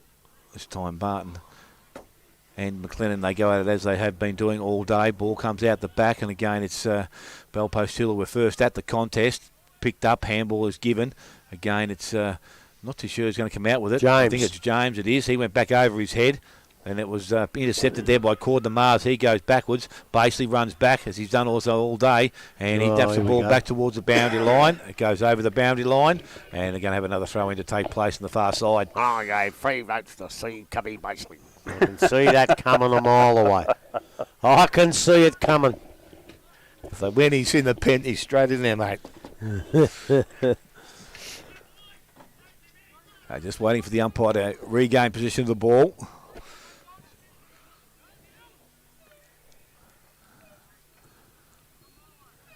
Have we heard a score from the Thompson game? No, I've got contacts out, but clearly I got not the friends I thought I had at Winchelsea. So the ball, either that or they might be home still milking the cows maybe. So anyway, the ball from the centre wing position goes out the back, picked up out there. I think Basely tried to get in out of trouble, but he put the ball down. Umpire saw it the same way. Free kick will go to, I think it's King over there on the far side. So King now has been a good player for East Geelong. Kicks the ball back around the boundary line, coming out McGrath, couldn't take the mark. Picked up by Cord the Mars. He goes long into the forward line. Flacavento took his man underneath the contest. Lemper got the handball away. Coming through was Crombie. Crombie kicks towards goal. He is offline. Oh, and that through would have been for goal a today. minor score. 5-6 to East Geelong now. 6-6 Belpost Hills. There's a margin of 1 goal. And Belpost Hill will gain possession of the ball. James looks like he's going to manoeuvre his way down to the goal square and do the kicking in. Not too sure why he actually does that, but He just likes kicking the footy, I reckon, Dale. he loves kicking the footy. He runs himself in and out of trouble that many times. I tell you what, Who's that? James. Oh, yeah, he does. But I'll tell you what, his evasive skills are very, very good. Yeah, on the slipping conditions, though, he can't afford to do that too No, much. So he you're goes right. long, and it's a great kick out of defence, and it's going to come straight back because the mark has been taken out there. I think it's McGrath. Goes back quickly. Lead-up player is Lemper once again. Now, he's outside range here. I don't think he can kick the distance. He's got other ideas. So Lemper now just setting himself up. Dowsett makes an early move, but that's ignored. No, it wasn't. He's going to move the pass. great That was defence. good late closing speed there. This goes back into the hands of James, so he's going to go long once again. Gets out the back. Costello read that nicely and took the mark. He's looking at his options further afield. He's got one. He goes towards Yates. He's got a 1-on-2, but he's taken the mark. He plays on. Can he kick the goal? Will he? You bet he will. That's Straight great through the footy. middle. Jack Yates, he kicked his first goal of the afternoon, and the 7th for Belpost Hill. 7-6 Belpost Hill. They lead East Geelong 5-6, and we have gone 4 minutes, final quarter. Remember the old VFA days? That was the John Martin Holden play of the day. That was just beautiful football. Who was the bloke that did the smother, the first smother down here? It was a bloke. I reckon it was Staggard.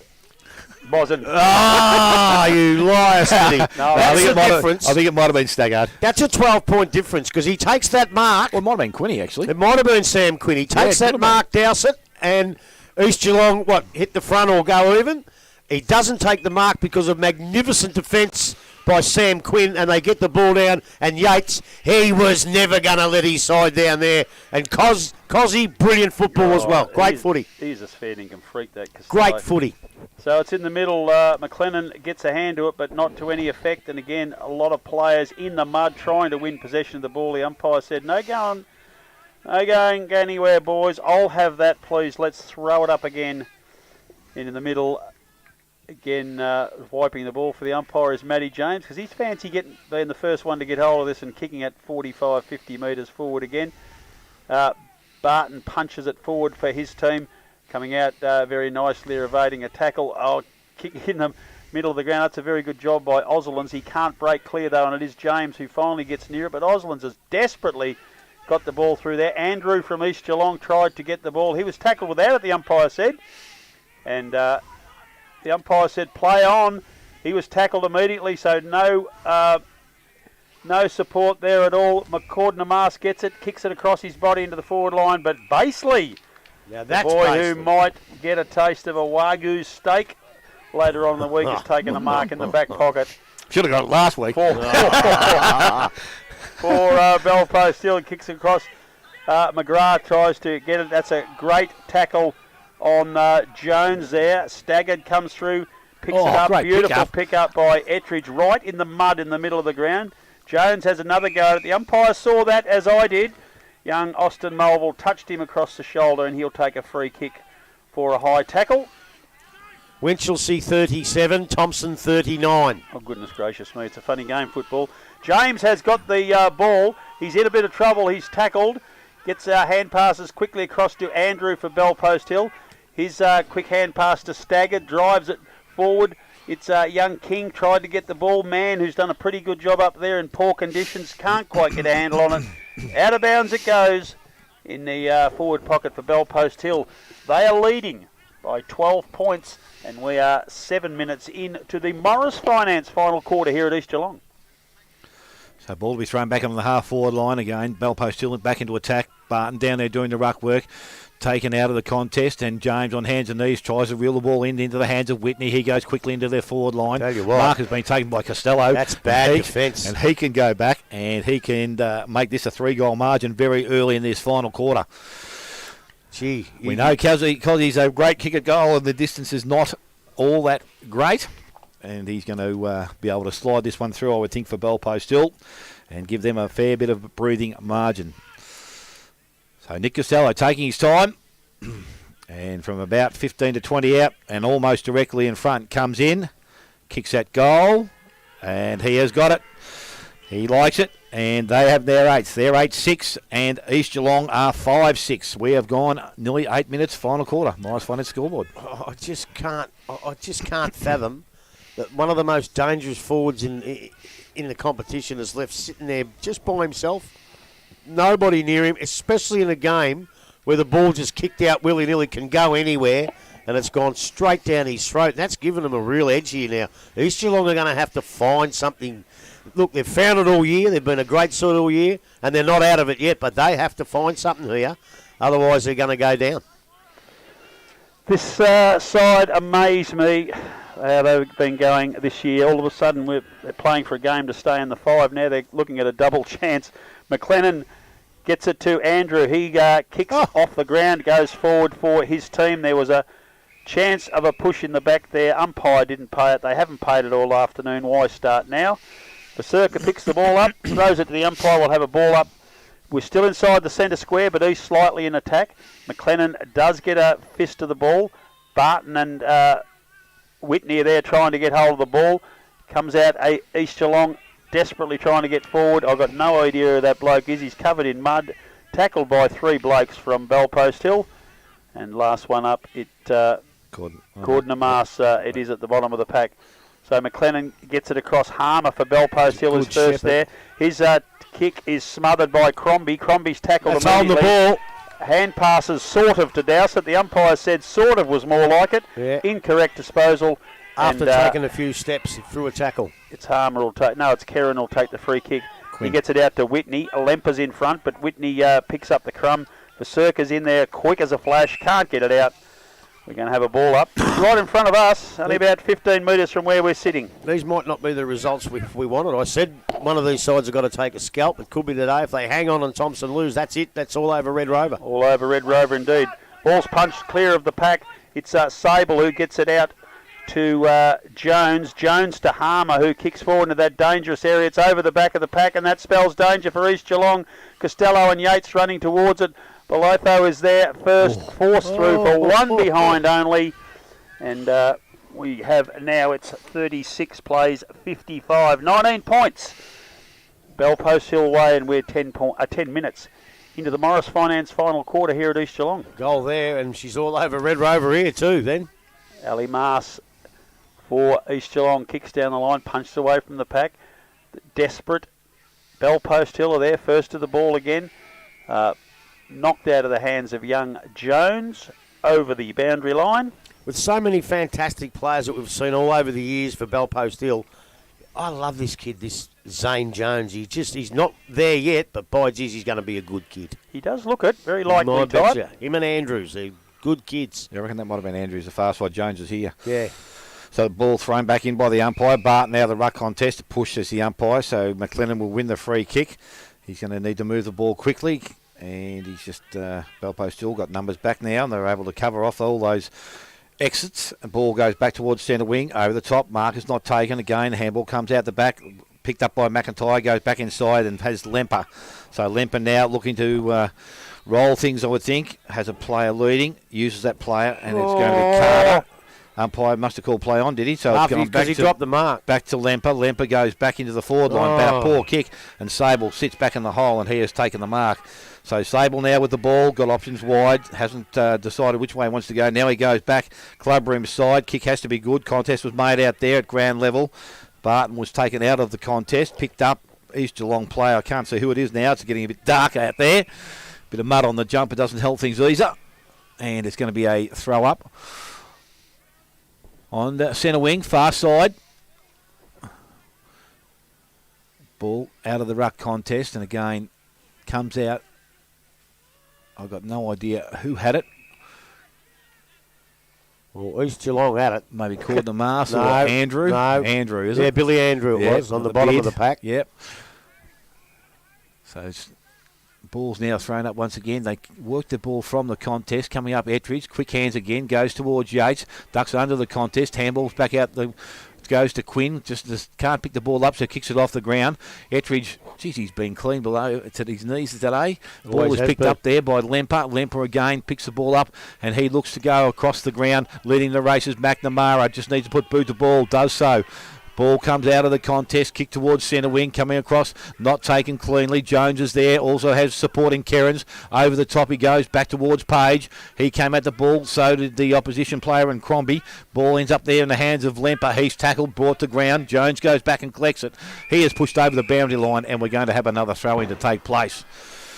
They're just too desperate. Yes, they're playing a very good brand of football in these conditions. Desperation. Knocking the ball forward, taking ground. Ball comes out of the ruck contest. Picked up again. Yates got the handball away. Goes towards James. He runs out on his right foot. Boots the ball back into the half-forward line. King was there. Ball not collected by that player, but he goes back and collects it now. Goes by hand to Mars. Mars is put under pressure. Got the handball away to Belitho. Belitho goes to McIntyre, and they need to run the ball. They need to run it quickly. The kick was poor. Mark is going to be taken out there, and it's going to be Quinn once again. He's played a much improved game today. Goes back into their half-forward line, and that's a good mark there by young King again. He's not going to waste any time. He goes short. Oh, just met McIntyre as the opposition arrives. He comes back inside. This time goes back to Belitho. From behind, Page comes up and takes the mark. So they need to continue to move the ball. They've got a player out here in Lemper going back for Seeker. He doesn't try to attempt to mark the ball, but he pushes the ball forward. Picked up by Andrew. Needed to pull the ball out, but he's got the handball to Vasika. He goes back into the middle to James. Now he can run and carry, which he loves to do, and go long. That's what he does. He goes towards the forward line, going back. Rich. Oh, great mark, Rich. And he takes the mark and steadies things down for his side. He's deep in defence. Bellpost Hill seem to be running a little bit better than what the East Geelong players do. The ball is kicked out, and again goes towards Barton and also his opponent in McLennan, but he's going to win the free kick. So McLennan now defensive side of centre wing. He's going to chip the ball short. Won't get to McGrath, but he's got a clean pick-up. Goes to Andrew. Got the out of trouble. Little short kick. Vasika read that well. Got in and out of trouble himself, and now kicks the ball back into the half-forward line. Ball gets out the back. Mark is taken. Picked up by Kerins. He goes looking towards Costello. Overstepped it. Ball goes out the back. Mars leaves in the race for the ball. Goes back towards the boundary line. Costello, a lot of pressure there. Did nicely. His mate arrives in Ettridge. They work hard, and now they're going to be rewarded. Wow, wow, wow. So Costello and Ettridge double team there, and Costello can go back and have a shot for goal. Now if this goes through, they've kicked 5 for the game. They've got to kick 5 in the last 10 minutes. I'm not being contradictory here, but over the years, Cozzy and Jaden have sort of had a little bit of criticism going. They don't really attack the ball that hard on the ground against their forwards. They're a little bit here and there. So Costello runs around, kicks towards goal, and he didn't even look like missing that. That has gone straight through the middle. It is 9-7 now, Bellpost Hill. 5-6 to the home side, East Geelong, and 16 minutes have passed. You know, and just to continue that on, they've always been in and out plays. On song, hard to stop. Bad day, struggle and all that. But the pressure that those two put on, not just then but all day on the backman, the forward pressure they've put on today is unbelievable. They've proven that they have got other avenues to goal instead of Will Ford. So your mate can listen to this. He can come in the box whenever he wants, but he can listen to this. Oh, Brendan Forsman, because I thought he got it wrong this morning. And they're two blokes, aren't they, Grub? They only need 4 possessions so they can hurt you. Yeah, they're dangerous, and they've played well today. Yep. Back in the middle. Ford's in the ruck now against McLennan. He tackles him immediately after the big fella picked the ball up. Ball wobbles out to Mulville, to Andrew, who's been very, very good for East Geelong today, one of the few that have been. And there's a tackle on immediately, and already these older, experienced Bellpost Hill blokes that we said at three-quarter time might run out of gas. They're running on the ground at the moment. You know why? Clean as a whistle. Because they've got the footy. Yeah. It's a bit harder when you haven't got it. They're going really, really well at the moment. Comes out of the back of the pack to Whitney. He kicks across his body into the forward pocket. Costello has got the ball again. Hand pass out into the open spaces to Ettridge. Ettridge, I think, to Poe. Oh, sets the post. That has rammed into the bottom of the behind the goalpost. That's another behind the Bellpost Hill. I don't know how far in front they are. The scoreboard's too hard to see. 61 plays 36 now. Well, Smithy will have the score. 26, mate. 26 points it is. Belitho kicks long out to the half back line, but it's young Jones who marks. Oh, it was Andrew actually. Kicks into true centre half forward. Coming out is King, the young fella for East Geelong. He's been very good as well today.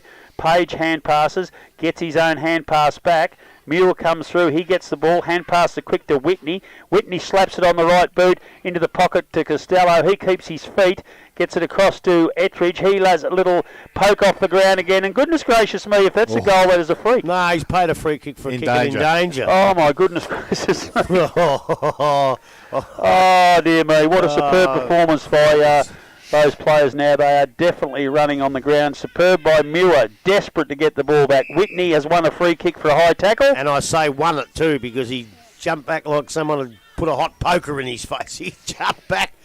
I reckon that was the free kick was there, and Whitney just decided to make sure that the umpire saw it. So Dylan Whitney clearly within kicking distance. He's given the ball a good wipe. He's gone back, and he's a beautiful kicker of the footy. We know that. Whether the ball's heavy at this... I don't reckon he thinks he can kick. No, he doesn't, but he's taken all his time, which he should do. He's kicked a long, low drop punch, slightly to the right. Hands on by Mann. Can't hold it through for one behind. That is a 27-point lead now to Bellpost Hill. Every second he takes off the clock is a second East don't get back. And we've used up 19 minutes worth of those seconds in this Morris Finance last quarter. Rich for East Geelong. Kicks to the centre wing. Coming out to take a mark. No, couldn't quite hold. It's gone out of bounds for a throw in. Far side of the ground. Morris Finance final quarter. Bellpost Hill by 27 points. Dale, have a crack.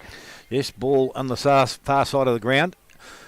Maybe they can turn their headlights on. We might be able to see a little bit better, but ball thrown back in, as we said. Will Ford now doing some ruck work. Ball comes out the back of the contest. Bellpost Hill try and keep the ball flowing their way. They put enough pressure on. Ball gets into the hands of a teammate there, and I can't see who it is from this far away.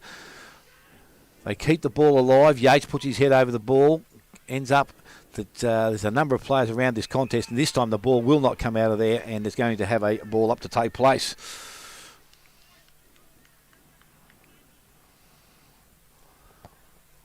So thrown up again. Umpire McClellan just eases the ball to his feet. Went looking for his teammate, but unfortunately the ball back over the boundary line, so we're going to have another throw in to take place. The only score I can give you that I think's right off the computer, Bannockburn 14-22, 106 Anarchy, 1-6-12. Everything else seems to be bogged. Just waiting on calls from other grounds. How do we go with East and North Geelong and West? It's locked at 30-12, which was quarter time, I reckon. Yep. And nothing from Thompson Winchelsea yet. Righto, ball will be thrown back in. Again, Barton doing the ruck work. Taps the ball back to the front of the contest. A player there was, I thought it should have won a free kick. It was probably a little bit pushing the back. Going after the ball was Hoare. He kicks it back towards the Bell Post Hill goal line. Forwards there over the top of the ball. And umpire has let things roll.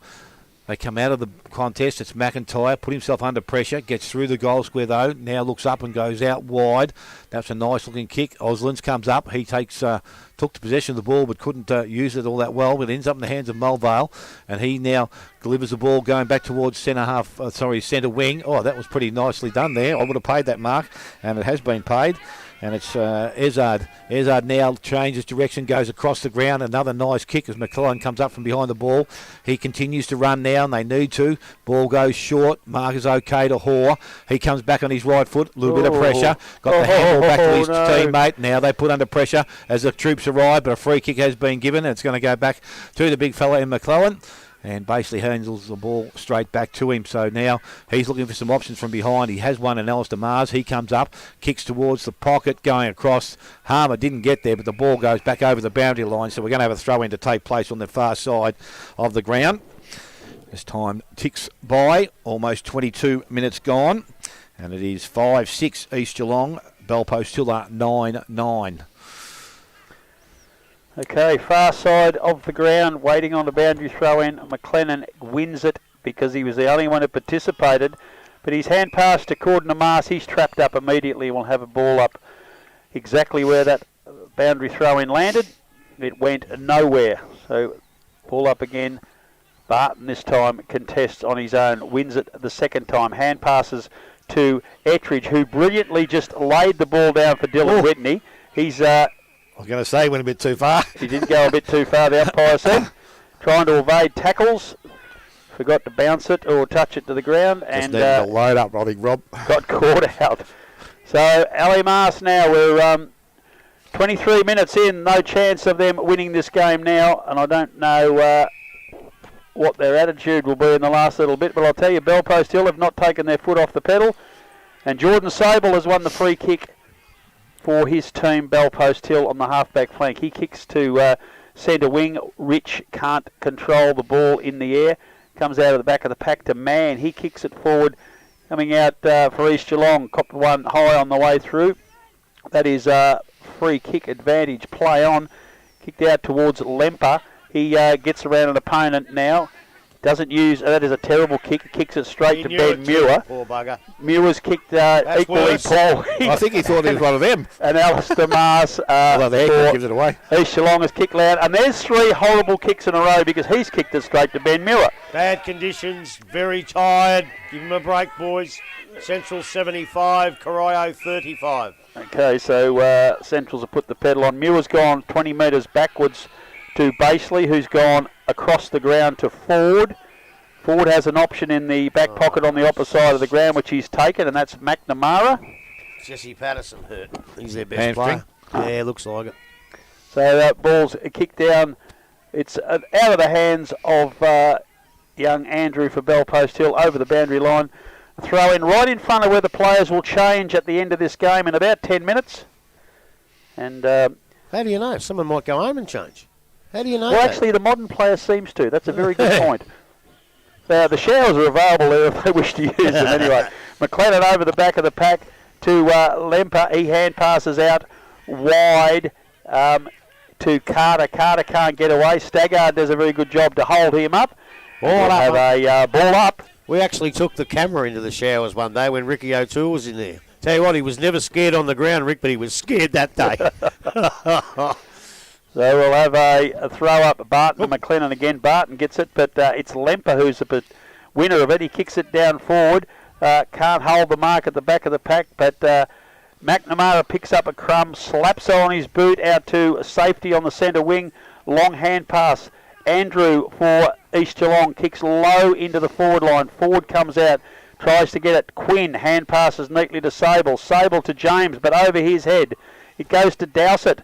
Dowsett is in trouble. He hand passes straight up in the air. Sable comes through, takes a mark, and kicks it to Adrian Fantella. Centre wing for Bell Post Hill. His neat little pass out to the side finds Matt James. He must have to wash his own jumper. Fantella, because this is clean as a whistle. It is indeed.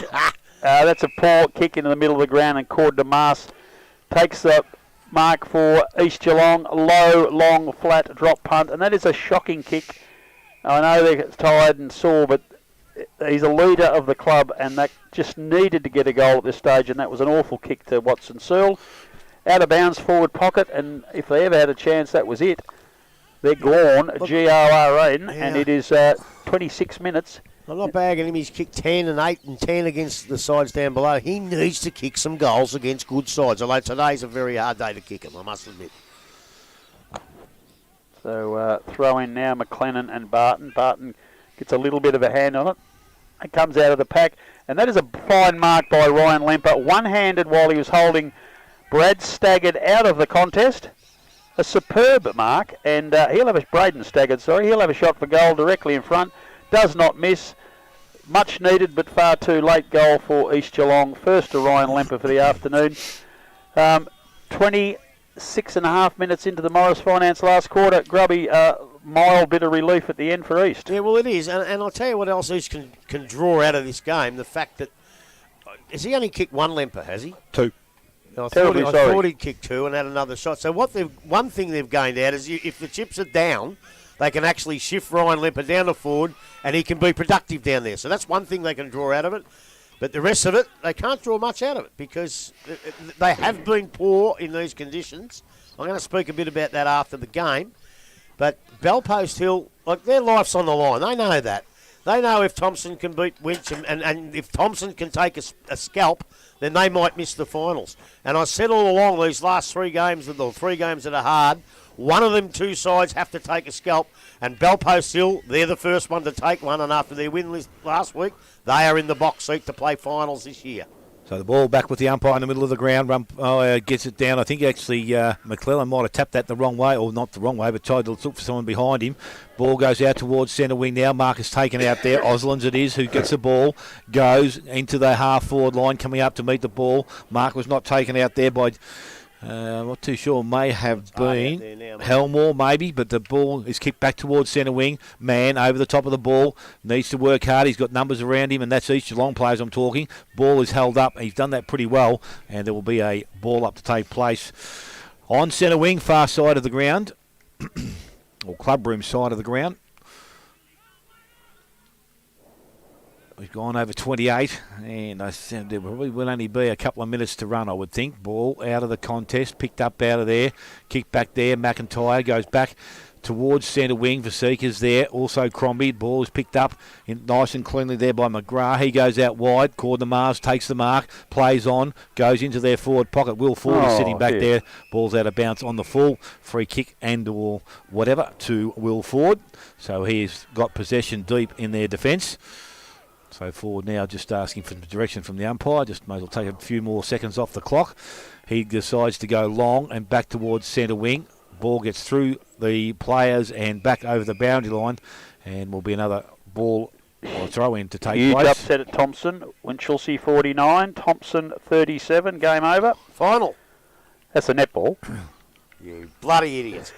You are a goose. Is that what you gave us before? No, it was footy before. That's why I thought they might have been the footy scores. No, that's what that was. It was pretty similar before, wasn't it? So look, there's been a free kick now to Barton. And Timmy Barton now at the sides, he's just going to load up and go long into their half-forward line, over the back, Whitney up, and actually it was Will Kerins, actually. That's a good grab, Will Kerins. He gets to his feet now, plays on, goes long into their forward line. Ball, Rich does nicely, get to Jacobs. Jacobs tackled, got boot to ball, only just, but that's all he needs to do. Got the ball out. Now they get to the half-back line, bit of more pressure being applied. Picked up there, kicked around the body. Mulville goes back towards centre wing, over the back. Andrews couldn't take it cleanly. It's picked up. And again, the numbers around the contest trying to get out there was Harmer, I think it was. He tried to force his way out, but was tackled, and free kick is going to go to East Geelong.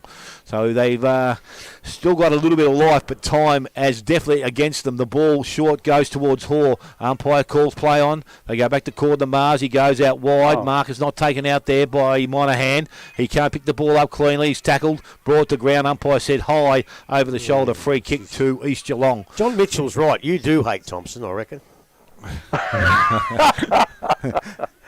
So it's now in the hands of Monaghan as the siren sounds, and Bellpost Hill will run out easy, well, not easy winners, but winners 9-9 to East Geelong's 6-6. Goal kickers for the home side, 2 each to McGrath and Lemper, 1 each to Alistair Marves and Billy Andrew. And for Bellpost Hill, 2 to Nick Costello in the last quarter, right when they needed them, 1 each to Mann, Yates, Page, Ford, Jones, Sable and Kerrins. So a very hard-fought victory here for Bellpost Hill. Take a short break, come back. Grubby will go through all the action. Hang on, Just don't take a short break yet. Just hang on. North Geelong are beaten West by 2 points. Get off the grass. Oh, coach. He's worked again. Andrew Buse, take a bow. That is amazing. Now we will take a short break and hopefully come back with some final scores from around the ground. You're listening to 94.7 The Pulse, your home of local football.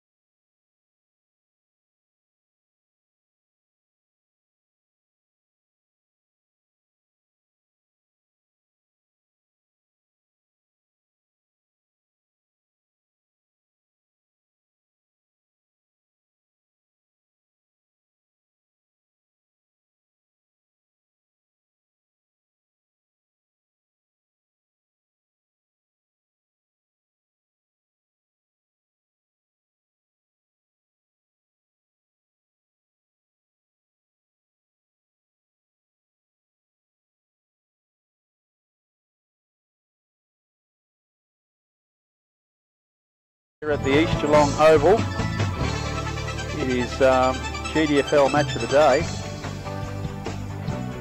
Who they play? East Geelong versus Bellpost Hill. Bellpost Hill been surprise winners here today at East Geelong, and to go through what was an interesting, at times highly skilled considering the conditions, and at other times a bit messy, but Grubby Cations, big grin on his face because he loves this sort of footy. Well, I tell you what, you walk in the ground, you see the muddy centre.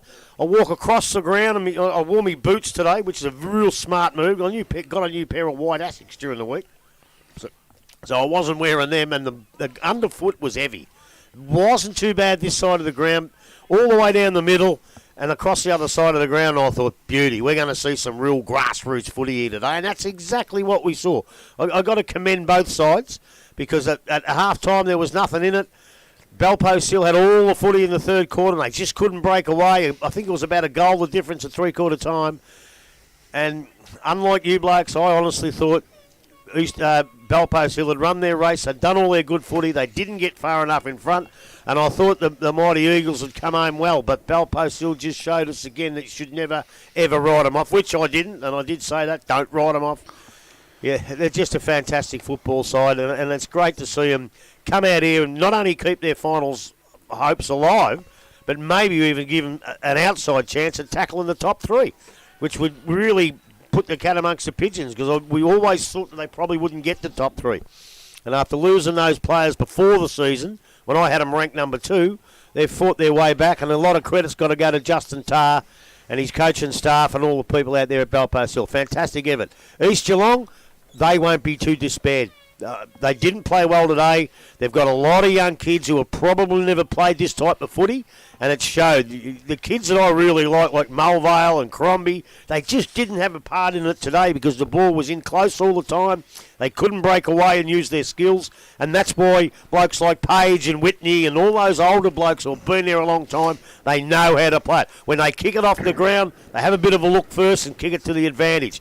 What East did a lot today was kick it up the ground, but they didn't look, and it was turned into a 50-50 contest. Look, I've put my book away, but the good players, when you look at each side over 4 quarters, there's probably no one that played 4 real good quarters of footy. There was, Lemper kicked a couple of goals, which was good. I thought McIntyre was probably, to me, the closest player that for East that played 4 quarters. I thought he was good. Thomas Cordner-Mars, I think they need more out of him. Ali Mars was okay. But then you look over at the Belpost Hill side, and Fasurka was good all day. Down the back line, they were fantastic. Bowie McNamara led the way down there. That's the best game I've seen Sammy Quinn play. I don't think I can fit him in for a vote, but he's awfully close. I thought Barton did a great job in the ruck. Probably McLennan won the rucks, but Barton showed us how you play against a bloke who's too big and who's one of the best ruckmen in the comp. You don't try and beat them. You nullify them and do the best you can. And he was actually no influence on the game, McLennan, so you've got to give big points to Tim Barton. I'm glad they took Will Ford out of the ruck when they did, because when you're 26 points up and you're going to win, you don't need your star full forward injured playing in the ruck. So good move out there by Tari. Wonderful game. I just loved it. There was not only scrappy footy all day in the mud, but when the ball came out, we saw some beautiful goals on the run, beautiful set shots. We saw a bit of play that went from one end to the other that was just the play of the day, and we saw some good footy. Yeah, we saw some scrappy footy in these conditions, and that's what you're going to have. But look, to both sides, well done. But as I said, will not despair at all, East Geelong, for the simple fact is, come finals on an even bigger ground than this and a dry day, they will believe that they could turn the tables on Belpost Hill, because I've got no doubt that these conditions really favour the Panthers today. You've still got to take advantage, which they did, but I think it could be a different story in the finals on St Albans in dry weather. But you don't know whether you're going to get that, do you? So Belpost Hill have stuck their claim. Ordinary days out there at finals time. Well, before I give the votes, I'd just like to say it's the 3rd time this year I've seen Belpost Hill beat teams they weren't expected to. They're certainly going to play finals out. They just continue to astound me. It's their core group, but all the other little blokes do their job. What's Tari keeps saying? Play your role, play your role. That's exactly what they do. I gave 1 vote to Tim Barton. I thought he was really good. Everything you just said, Grubby, I agree with about his game. I gave 2 votes to Nick Costello. The 2 goals he kicked in the last quarter were superb, and they sealed the game. But all through the game, he provided options and created opportunities in the forward line. And on a day like this, low scoring, those characters are gold. And I gave 3 votes to Matt James. I thought his winning of the ball around the middle. We criticise him sometimes for just grabbing and kicking, but on a day like this, he kicked the ball 45, 50 metres into the forward line lots and lots of times. He won the ball in defence. He evaded tackles. He ran. He harassed him when he didn't have the ball himself. I thought he was a very good player and my best player today. Before you go, Inverleigh 25-14, 164 defeated Belmont Lions 7-13-55. Okie dokie. Who's your vote, Scott? You go first. No, Hey, it's I went last week. I'm collating him here, so I've got to go. Yeah, you're just going to listen to me and copy him. I won't allow that. Come on. I won't allow that. Come on. I've got none of the three that he's just mentioned. Seriously? Well, Okay. I haven't got. I'd love to give Timmy Barton a vote because of what he did and how he played that ruck role. But I still think McLennan won the ruck for the day, so I just can't fit him in. I can't fit Sam Quinn in. I can't fit Dylan Whitney in. Oh, boy, geez, I love to fit Jack Yates in, and I still might. I thought he was terrific. I gave one vote for Circa. I thought that was not as good as he won when he won the game, won the medal, or won the Wagyu steak at the Yards Hotel, but I thought he was fantastic. I've got no idea who I gave. I'm just making it up as I go along. I'll put my book away. I knew that. I got no idea. I want to give Bo McNamara a vote for 2 votes, and I'm going to give Bo McNamara 2 votes, and 3 votes I'm going to give to Matt James. I had him there all the time. Without his run through the middle, I don't think they win. Well, I had my votes done at half time. You told me, and I've given 3 to Caleb Basin. Yeah, of course you have. Of course you My have. favourite player. I've given 1 vote to McIntyre of East Geelong. I thought. No, you can't do that. No, you can't do that. No, I'm giving it to him because at half, up until when they couldn't win the game at 3/4 time, he was probably the best player on the ground. I'd have thought. I've given 2 to McNamara and 2 to McNamara and 3 to Basley. Basically, again. Well, I just keep giving him votes every week. Well, none of them get enough to beat Matty James anyway, do they? They can't have a stake. So what was Matt James? He was the only person who 9 possible people. There was only one of them that got 2. James was the only one.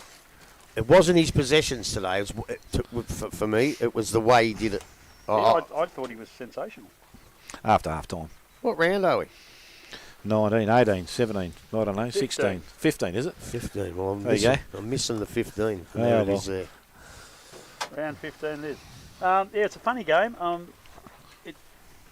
Look, I still can't believe that Bellpost Hillside could win a game on a big ground against really good opposition in the finals, but they keep doing stuff that you don't believe they can. They're amazing.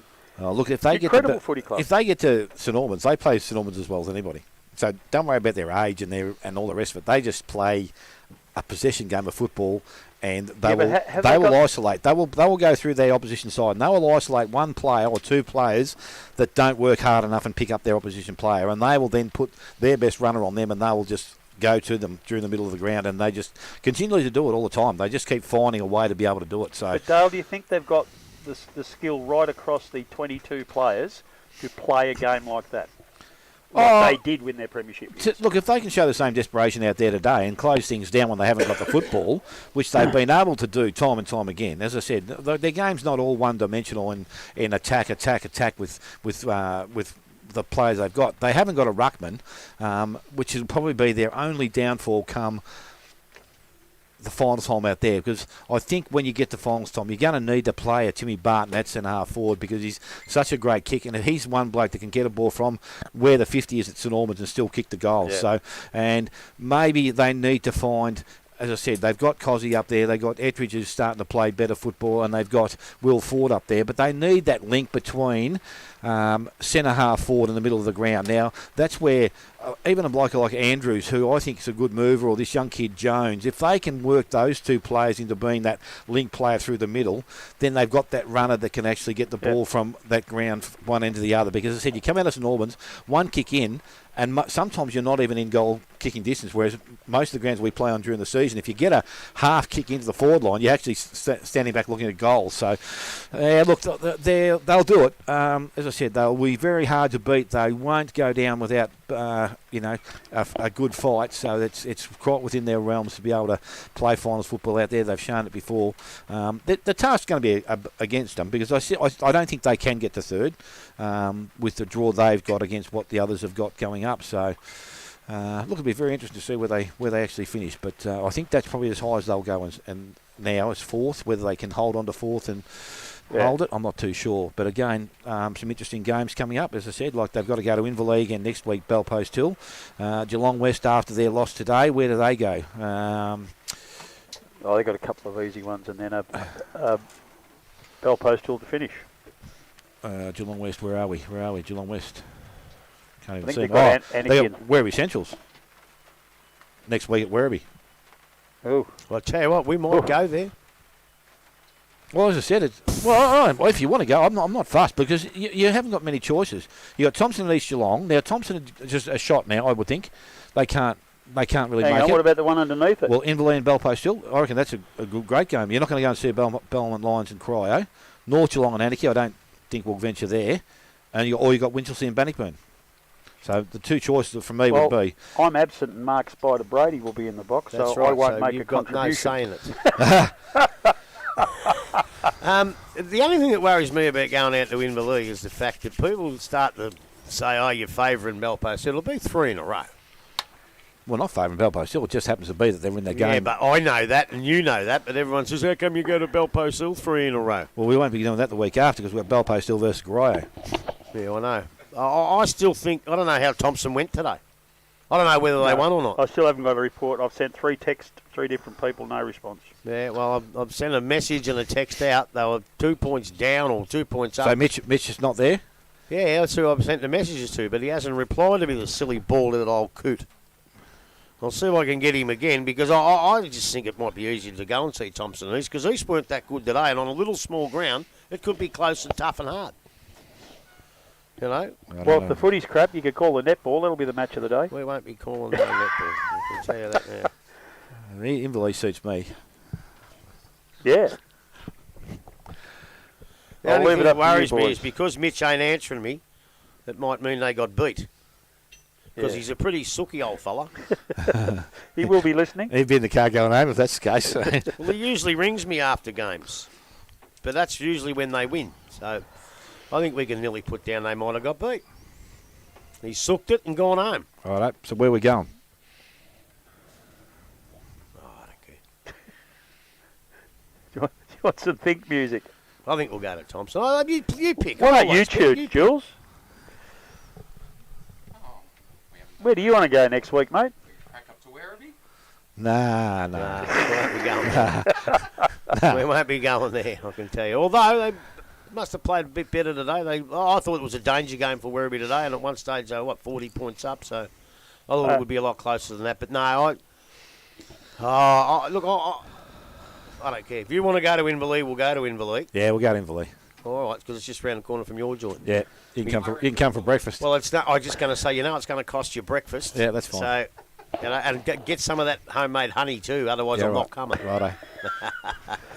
Okay, there it is. Great Inverleigh effort, Bell versus Post Hill. Bell Post Hill. And can they take another big scalp, the Panthers? They have been extraordinarily good today. All the star players, the back end of their premiership era, Costello, Barton. I don't know if James played in any of them, did he? Ettridge, the ball handling of Ettridge, extraordinary at times.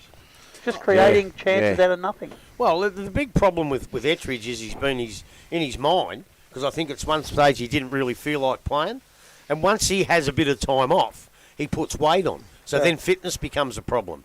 But, they've been able to run him through the seconds a couple of games, and he's, done this and that. His ball handling's great. Because he is a very unique player, at his height, or lack of height, he is far better above in the air than he is on the ground, which that makes him very hard player to play on. And when they combine together, and you can tell your mate Forsman this, they are another avenue to goal other than Will Ford, because I think Will Ford may have only kicked the one today. Yep. And they still had avenue to goal, which was able to win the game. So, good players, but you keep saying Bell Post Hill, what can they do in September? I still favour young sides on big grounds, but as I said 100 times, you don't write them off because you keep saying they do things you don't expect them to do. Yeah. Guess what? They've been doing it since 2010.